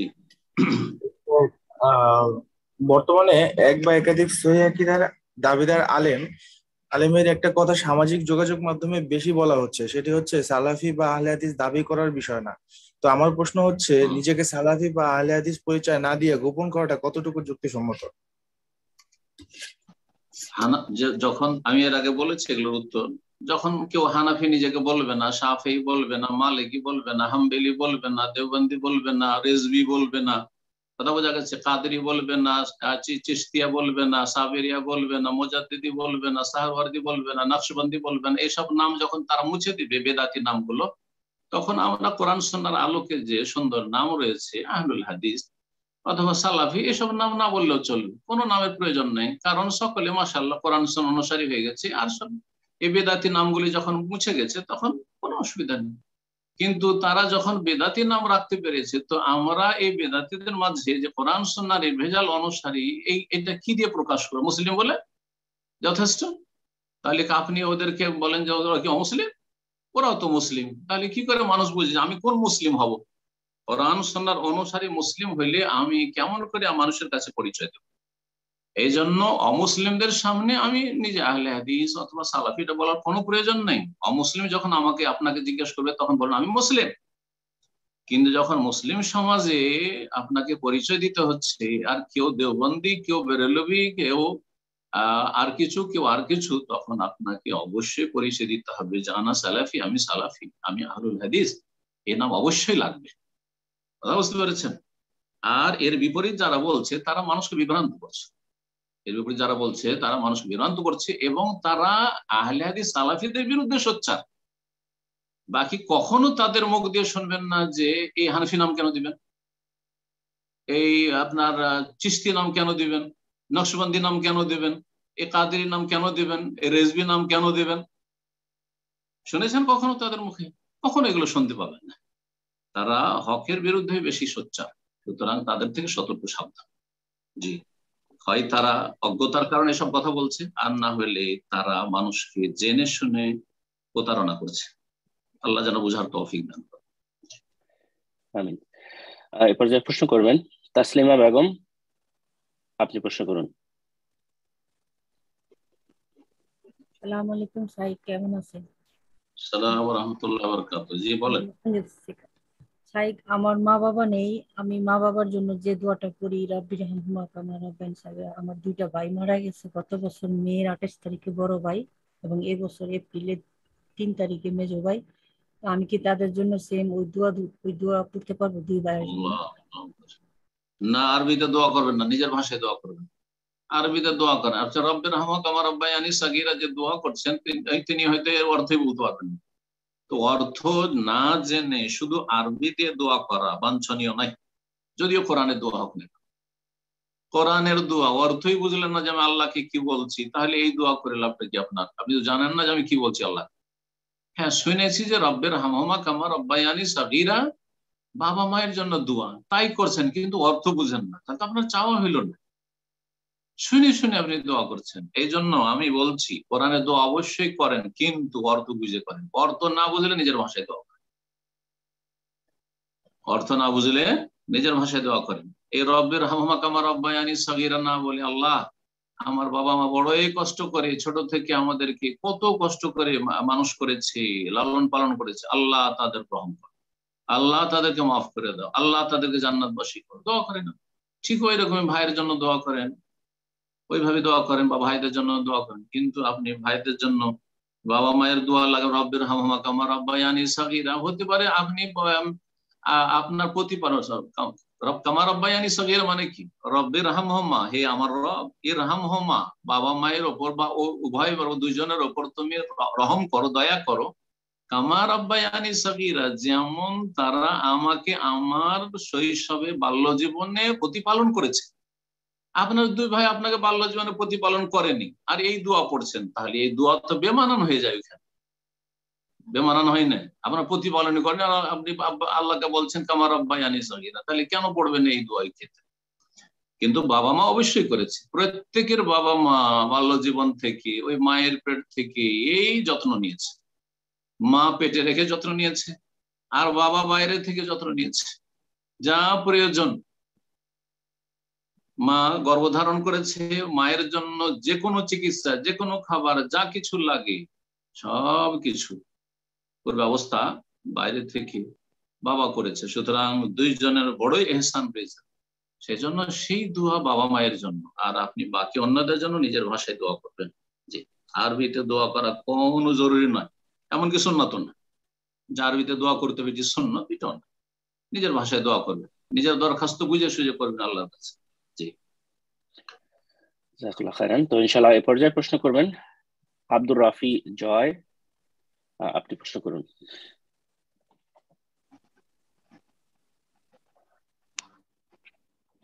আসসালামু আলাইকুম শেখ। আসসালামু আলাইকুম রাহমাতুল্লাহি ওয়া বারাকাতুহু। জি, আমার প্রশ্নটা হচ্ছে, যদি কোনো আলেমের ব্যাপারে কিবার ওলামাদের মধ্যে কয়েকজনের প্রশংসা এবং অপর কয়েকজনের নিন্দামূলক কোনো কথাবার্তা থাকে বা সমালোচনামূলক কোনো কথাবার্তা থাকে, সেই ক্ষেত্রে আমাদের আমজনতার ওই আলেমের ব্যাপারে দৃষ্টিভঙ্গি কিরূপ হবে, কিংবা ওই আলেমের থেকে আমরা কি জ্ঞান নিতে পারবো না কি পারবো না? কোরআন সুন্নাহর অনুসারী আলেম হইতে হবে, মানহাজে সালাফের অনুসারী আলেম হইতে হবে, তাহলে তার কাছ থেকে আলেম নেবে। এখন কারো সম্পর্কে অন্য ওলামারা ইখতিলাফ করেছে, যারা ইখতিলাফ করেছে এখন তারা কেমন এটা দেখার বিষয়। এখন যারা তাদের সম্পর্কে তাজকিয়া করেছে, সার্টিফিকেট দিয়েছে, পজিটিভ হতে পারে, তারা নিজেরাই সালাফি মানহাজের নয়। তাহলে শুধু এই কথা বলে দেওয়া যথেষ্ট নয় যে যদি 5 জনের মধ্যে 3 জন যদি তাদের প্রশংসা করে থাকে তাহলে তার কাছ থেকে ইলম নেওয়া, আর 2 জন যদি নেগেটিভ বলে থাকি তাহলে অসুবিধা নেই, তাদের কথা নেওয়া যাবে না, কারণ এখানে ভোটাভুটি 3 জন আর 2 জন না, এটা বলা যাবে না। হতে পারে একজন বলছে যে তার কাছ থেকে ইলম নেওয়া যাবে না, কিন্তু তার কথা আসলে সঠিক, কারণ সেই ব্যক্তি মানহাজে সালাফের অনুসারী না, সে ইখওয়ানি মানহাজের, না হয় সে তাবলীগী মানহাজের, সুফি মানহাজের, সুফিদের সাথে তার চলাফেরা, তার মহব্বত, অথবা ইখওয়ানিদের সাথে তার মহব্বত, এবং শিয়া রাফিজিদের বিরুদ্ধে একটা কথা বলতে রাজি না, ইখওয়ানিদের বিরুদ্ধে একটা কথা বলতে রাজি না। একজন কিন্তু বলছেন না এর কাছ থেকে ইলম নেওয়া যাবে না, আর 4 জন বলছেন নেওয়া যাবে, তো 4 জনের কথা শুনবেন না। সুতরাং আপনাকেও নিজের বিবেক দিয়ে কাজ নিতে হবে যে সালাফদের মানহাজের অনুসারী কে। আর তারপরে যার সম্পর্কে সন্দেহ হবে, আপনি সাধারণ মানুষ বা সাধারণরা কি করবো এই কথা জিজ্ঞাসা, সাধারণ মানুষের উচিত হবে যার সম্পর্কে আপনি সন্দেহান যে এর মানহাজ অস্পষ্ট, এই মানহাজ ক্লিয়ার করে না, তো তার কাছে এলেম নেওয়ার দরকারটা কি? যার মানহাজ ক্লিয়ার তার কাছে এলেম নেন। দুনিয়ার ক্ষেত্রে একটা ডাক্তার সম্পর্কে ভালো করে জানা আছে, এই ডাক্তারের কাছে চিকিৎসা করলে ভালো, এটা আমার ভালো করে জানা আছে। আর 2-4 জন ডাক্তার আছে আমার নেগেটিভও জানা নেই, পজিটিভও জানা নেই, কেউ বলছে ভালো, কেউ বলছে অত ভালো না, তাহলে যাবো কেন তাদের কাছে? কখনো যাবো না, কখনো যাবেন না। তো দুনিয়ার ক্ষেত্রে যেমনটা করছেন তার চাইতে বেশি গুরুত্ব দিতে হবে দিনের ক্ষেত্রে। আল্লাহ যেন তৌফিক দান করে। জি, আল্লাহুম্মা আমিন। তো ইনশাআল্লাহ এই পর্যায়ে প্রশ্ন করবেন সাইদ হাসান, আপনি প্রশ্ন করুন। আসসালামু আলাইকুম শেখ। আসসালামু ওয়া রাহমাতুল্লাহি ওয়া বারাকাতুহু। জি বলেন। শেখ, একজন আলেম বলছে যে মানুষ ফুটবলের জন্য গুনাহ করে, তাই ফুটবলের ইবাদত করে। মানুষ বুঝছি না, ফুটবলের জন্য, হ্যালো শোনা যাচ্ছে না। জি, আপনার মাইকটা একটু ঠিক করে নিন, কথাগুলো অস্পষ্ট, কথাগুলো বোঝা যাচ্ছে না। হ্যালো বলেন। শেখ, একজন আলেম বলছে মানুষ ফুটবলের জন্য গুনাহ করে তাই ফুটবলের ইবাদত করে, মানুষ পরিবারের জন্য গুনাহ করে তাই পরিবারের ইবাদত করে। উনি একটা হাদিসের রেফারেন্স দিয়েছেন, ধ্বংস হোক দিনারের দাস। এখন আমার প্রশ্ন হলো, এমন হলে কি সব গুনাহই তো শিরক হয়ে যায়? আর এমন হলে তো আমাদের মধ্যে কেউ মুসলিম থাকে না এবং সবাই শিরকের মধ্যে আছে, কারণ পাপে সে বিষয়টি একটু ক্লিয়ার করে। জি জি জি। তাই আব্দুদ দিনার ধ্বংস হোক বা ক্ষতিগ্রস্ত হোক, মাটিতে মিশে যাক। আব্দুদ দিনার যে পয়সা কড়ির বান্দা, দিনারের বান্দা, দিরহামের বান্দা, চাদরের বান্দা, কম্বলের বান্দা, এভাবে বলা হয়েছে। আব্দুল খামিসাত, আব্দুল খামিসাত। তো এর মানে এই নয় যে সে তার ইবাদত করে। আসলে আমাদের সমাজের কিছু বক্তা আছে বা আলেম আছে, বরং অধিকাংশ এরা জাহিরি টাইপের। অনারব আলমদের একটা বড় সমস্যা আছে, যদি ভালো জ্ঞান না থাকে কোরআন হাদিস সম্পর্কে, তো এরকমই করে তর্জমা করতে গিয়ে, অনারব তো তর্জমা করতে গিয়ে নিজের খেয়াল খুশি আব্দুন শব্দ ব্যবহার হয়েছে, সুতরাং তার পূজারি হয়ে গেল, আর সে তো বড় শিরক করে ফেললো, দিল বাড়াবাড়ি করে। না, এইভাবে আরব আলেমরা এইভাবে কোরআন হাদিস বুঝেনি। আরবি ভাষা আরবদের ভাষা, সুতরাং আরবরা কিভাবে এই বাক্যগুলিকে বুঝেছে, কিভাবে এই শব্দগুলিকে বুঝেছে, ওইভাবে বুঝতে হবে। এই ক্ষেত্রে কোরআন হাদিস সম্পর্কে গভীর জ্ঞানও থাকতে হবে, আরবি ভাষা সম্পর্কে গভীর জ্ঞান থাকতে হবে। সুতরাং ওই বক্তা যিনি বলেছেন যে সেই ব্যক্তি তাহলে ওর পূজা করলো অথবা তার ইবাদতবন্দি করলো, এই ভাষাগুলি তার বাড়াবাড়ি ভাষা, এগুলো ঠিক বলেনি, জানি না কে বলেছে, কিন্তু এইভাবে বললে ভুল বলেছেন। জি, একটা লোক যেমন পয়সার যদি তার খুব আসক্তি থাকে, পয়সার খুব লোভী, তাহলে আমরা বলে থাকি ও তো পয়সার গোলাম, যেমন আমরা বলে থাকি, কিন্তু তার মানে এই যে সে মুশরিক, সে কাফের না, কখনো না। কিন্তু তার অবশ্যই পূর্ণ তাওহীদে ঘাটতি আছে। একটা হচ্ছে কামেল তাওহীদ, কামেল পূর্ণ তাওহীদ, আর আরেকটা হচ্ছে মুতলাকুত তাওহীদ, আর তাওহীদুল মুতলাক, আর একটা হচ্ছে মুতলাকুত তাওহীদ। কথা হচ্ছে যে যেই ব্যক্তি পুরোপুরি তাওহীদ প্রতিষ্ঠা করবে, সেই ব্যক্তি সার্বিক নিরাপত্তা হাসিল করবে।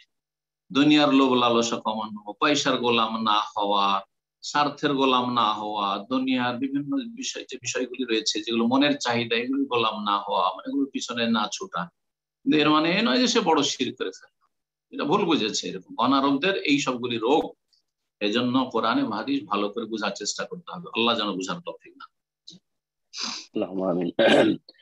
তো ইনশাআল্লাহ এরপর যাই প্রশ্ন করবেন এমডি রাকিবুল, আপনি প্রশ্ন করুন। আরে মানহাজ টানহাজ এত প্রশ্ন করিয়েন না, আর ব্যক্তি সম্পর্কে প্রশ্ন করেন, কি করলো না করলো নিজেরটা জিজ্ঞেস করেন। বারবার বলছি, আকীদা তাওহীদ জিজ্ঞেস করবেন, মাসলা মাসাইল জিজ্ঞেস করবেন, ইবাদত বন্দেগী জিজ্ঞেস করবেন, হালাল হারাম জিজ্ঞেস করবেন। আর এ কে বললো, কাকে কি বললো, কে এই হলো তো কে সালাফি, তো কে কুতুবি, এত জিজ্ঞাসার কোনো প্রয়োজন পড়ে না। এগুলো আল্লাহ জিজ্ঞেস করবে, আপনাকে জিজ্ঞাসা করবে আপনি কোরআন হাদিস সাহাবায়ে কেরামদের তরিকায় শিখেছেন কিনা, আমল করেছেন কিনা, বাস এটুকু জানেন, যথেষ্ট। আসসালামু আলাইকুম স্যার। আসসালামু রাহমাতুল্লাহি ওয়া বারাকাতুহু। জি, আমি পশ্চিমবঙ্গ থেকে বলছি। আমাদের ইন্ডিয়া সরকার একটা কার্ড চালু করেছে, বিমা কার্ড নামে। তো সেখানে বলা হচ্ছে কোনো ব্যক্তি মারা গেলে 2 লাখ টাকা দেওয়া হবে, আর অ্যাক্সিডেন্ট হলে 1 লাখ টাকা। আর সম্পূর্ণ যদি অ্যাক্সিডেন্ট হয় তাহলে 1 লাখ টাকা দেওয়া হবে। তো এই কার্ড কি করা যাবে? কেন করা যাবে না, অসুবিধা কি? আর ব্যাংক থেকে 12 টাকা করে কাটা হবে বছরে বা মাসে, যায় ব্যাংক থেকে কিছু টাকা কাটা হবে এই বিমার জন্য। ওটা কি কার্ডটা বিমার কার্ড? হ্যাঁ, বিমার কার্ড। কার্ডটা কিসের? সরকার এমনি কার্ড দিচ্ছে না বিমা? সেটা সরকার একটা বিমা হিসেবে দিচ্ছে। বিমা হিসাবে? সরকারি বিমা তো থাকে না, বিমা বিমা কোম্পানি আছে, ইন্স্যুরেন্স। বিমা হচ্ছে ইন্স্যুরেন্স, ইন্স্যুরেন্স কোম্পানি থাকে। তো কোম্পানি যদি হয় তো ইন্স্যুরেন্স, এগুলো ঠিক নয় আসলে। বাকি সরকার যদি দান অনুদান দেয়, সরকার যদি দান, আমার কথা শোনেন, সরকার যদি দান অনুদান দেয় যে কোনো জনগণকে, সে মুসলিম সরকার হোক আর অমুসলিম সরকার হোক, জায়েজ। বাকি কথা হলো যে তোমাকে বিমা করে আসতে হবে, তুমি যদি বিমা করে রাখো তাহলে এত টাকা পাবে, 1 লাখ 2 লাখ 5 লাখ পাবে, তো বিমা করা ঠিক নয়। বিমা করা জায়েজ নয়, ঠিক নয়। বিমা থেকে বেঁচে থাকবে, ইন্স্যুরেন্স বা বিমা থেকে বেঁচে থাকবেন। জি, জাযাকাল্লাহ খাইরান। তো ইনশাআল্লাহ এই পর্যায়ে প্রশ্ন করবেন মোহাম্মদ সেলিনা। আপনি প্রশ্ন করুন।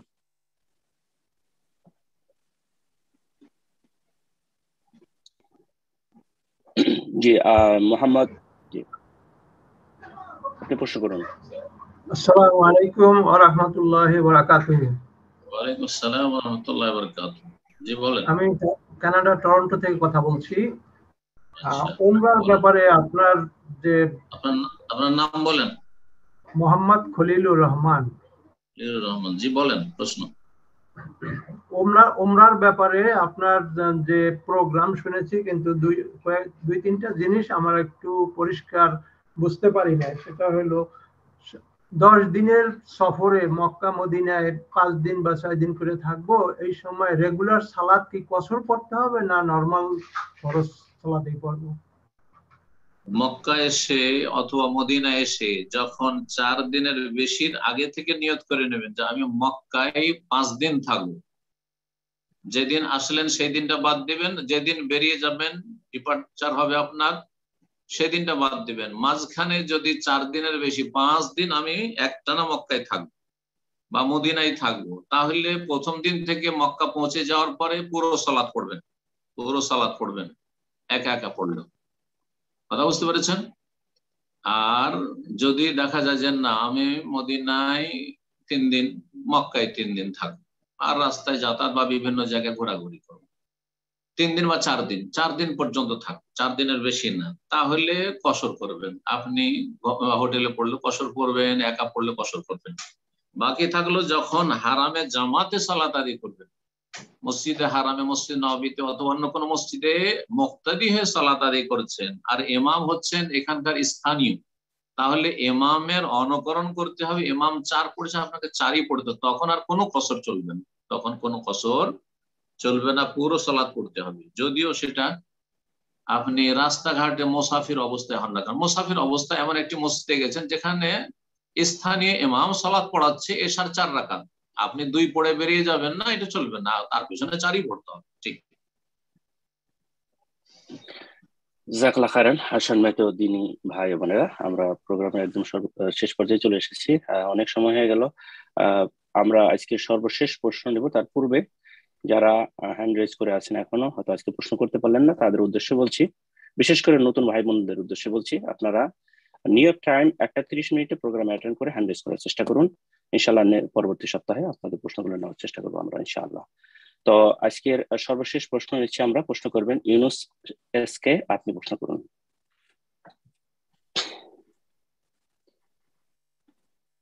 আসসালামু আলাইকুম শাইখ। ওয়ালাইকুম আসসালাম ওয়া রাহমাতুল্লাহি ওয়া বারাকাতুহু। আমি মুর্শিদাবাদ থেকে বলছি। বলেন। তো আমার প্রশ্ন হচ্ছে যে জানাজার সালাতের ক্ষেত্রে পুরুষ ও মহিলার জানাজার সালাত একই ইমাম একত্রে পড়াবেন নাকি পৃথক পৃথক পড়াতে হবে? একই ইমাম, পুরুষ ইমাম হবে, মহিলা ইমাম হইতে পারবে না। পুরুষ ইমাম হবে, যেখানে মহিলাও আছে পুরুষও আছে, পুরুষ ইমাম হবে আর পুরুষ মুক্তাদিরা সামনের দিকে দাঁড়াবে, মহিলারা পেছন দিকে দাঁড়াবে আর পর্দা করে দাঁড়াবে, বেহায়া বেপর্দা হয়ে দাঁড়াবে না, আর না হলে পর্দার আড়ালে দাঁড়াবে, হয় বোরকা পরে থাকবে আর সমস্ত পুরুষের কাতারের পেছনে থাকবে যদি খোলা জায়গায় থাকে, আর যদি পর্দার আড়ালে থাকে ডানে অথবা বামে পার্টিশন করা আছে, ঘেরা আছে, তাহলে পাশাপাশি হইলেও সমস্যা নাই, কিন্তু পর্দার আড়ালে আছে। এইভাবে পুরুষ ইমামের পিছনে মহিলারা সালাত আদায় করতে পারবে। আলাদা করে 2 জামাত করার কোনো প্রয়োজন নেই, বরং করার কোনো বৈধতা নেই। হ্যাঁ, মহিলারা বাড়িতে পড়লে তখন বাড়িতে পড়বে, কিন্তু যখন মসজিদ আসবে তখন পুরুষ ইমামের পিছনে ইক্তেদা করে সালাত আদায় করবে।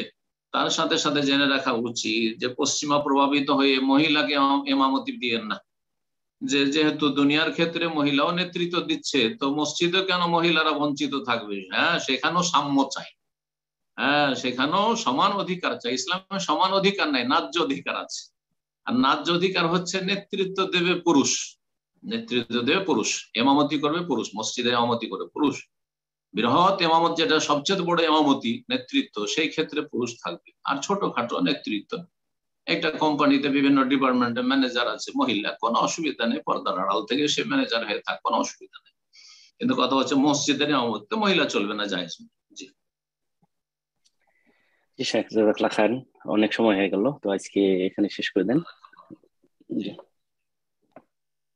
জাযাকুমুল্লাহ খায়ের। যারা আমাদের সাথে আজকে আমাদের জুমের প্রোগ্রামে উপস্থিত থাকলেন, আমাদের নাজাতপ্রাপ্ত দলের যে আকীদা নিয়ে ধারাবাহিক আলোচনা করলাম এই সবগুলিতে, আর বিশেষ করে আজকে যারা সরাসরি উপস্থিত থেকেছেন, আল্লাহ তাদের জাযায়ে খায়ের দান করুক, আল্লাহ তাদের দুনিয়ার ভালো করুক এবং সার্বিক কল্যাণ করুক, এবং সমস্ত রকমের ফিতনা থেকে আল্লাহ যেন বাঁচিয়ে রাখুক। আর যারা শুনবেন আমাদের তাওহীদের ডাক যে ভাইরা পেজ রেখেছেন অথবা ইউটিউব চ্যানেল রেখেছেন, সেখান থেকে আমাদের আলোচনাগুলি সেখানে আপলোড হচ্ছে, সেখান থেকে শুনবেন। আল্লাহ তাদেরকে যেন উত্তম বদলা দান করেন এবং সঠিক আমলে তৌফিক দান করেন, সহিহ শুদ্ধ ইবাদত বন্দেগী তৌফিক দান করেন, শিরক বিদআত থেকে বেঁচে থাকার তৌফিক দান করেন। শেষখানে বিশেষভাবে সতর্ক সাবধান করছি এবং মুসলিম ভাই বোনদেরকে মেসেজ দিচ্ছি যে এই যে আগামীকালকে 12 রবিউল আউয়াল, যেখানে বিশ্বের বিভিন্ন দেশে ঈদে মিলাদুন্নবী পালন করবে এক শ্রেণীর লোকেরা, এটি স্পষ্ট বিদআত এবং স্পষ্ট গুমরাহি।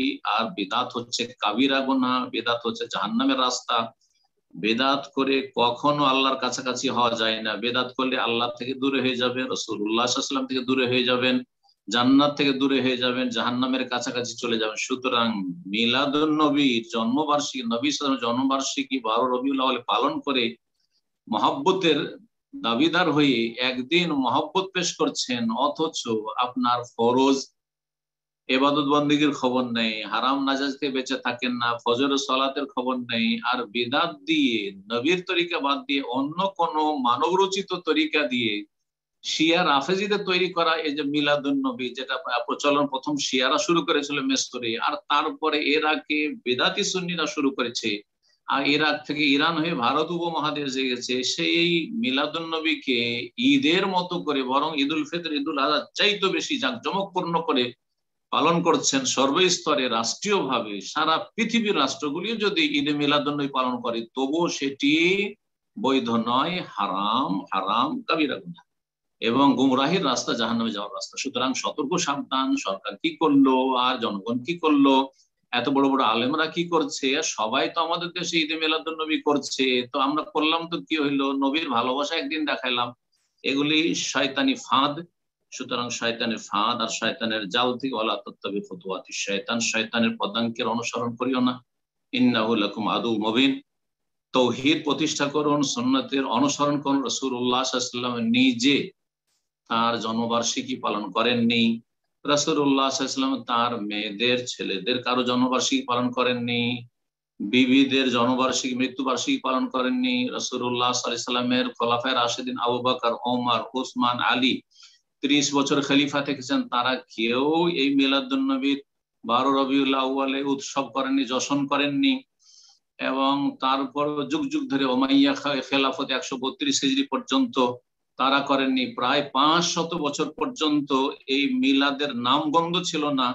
আর তারপরে সুন্নি বিদাতিরা 500 বছর পর 6ষ্ঠ শতাব্দীতে শুরু করলো এরাকে। সুতরাং এই অনিষ্ট থেকে, এই বিদাত থেকে সতর্ক সাবধান করছি। আল্লাহ যেন বেঁচে থাকার তৌফিক দান করেন, সুন্নতের অনুসরণে তৌফিক দান করেন এবং দ্বীনের সঠিক জ্ঞান অর্জন করে সেই অনুযায়ী আমল করার তৌফিক দান করেন।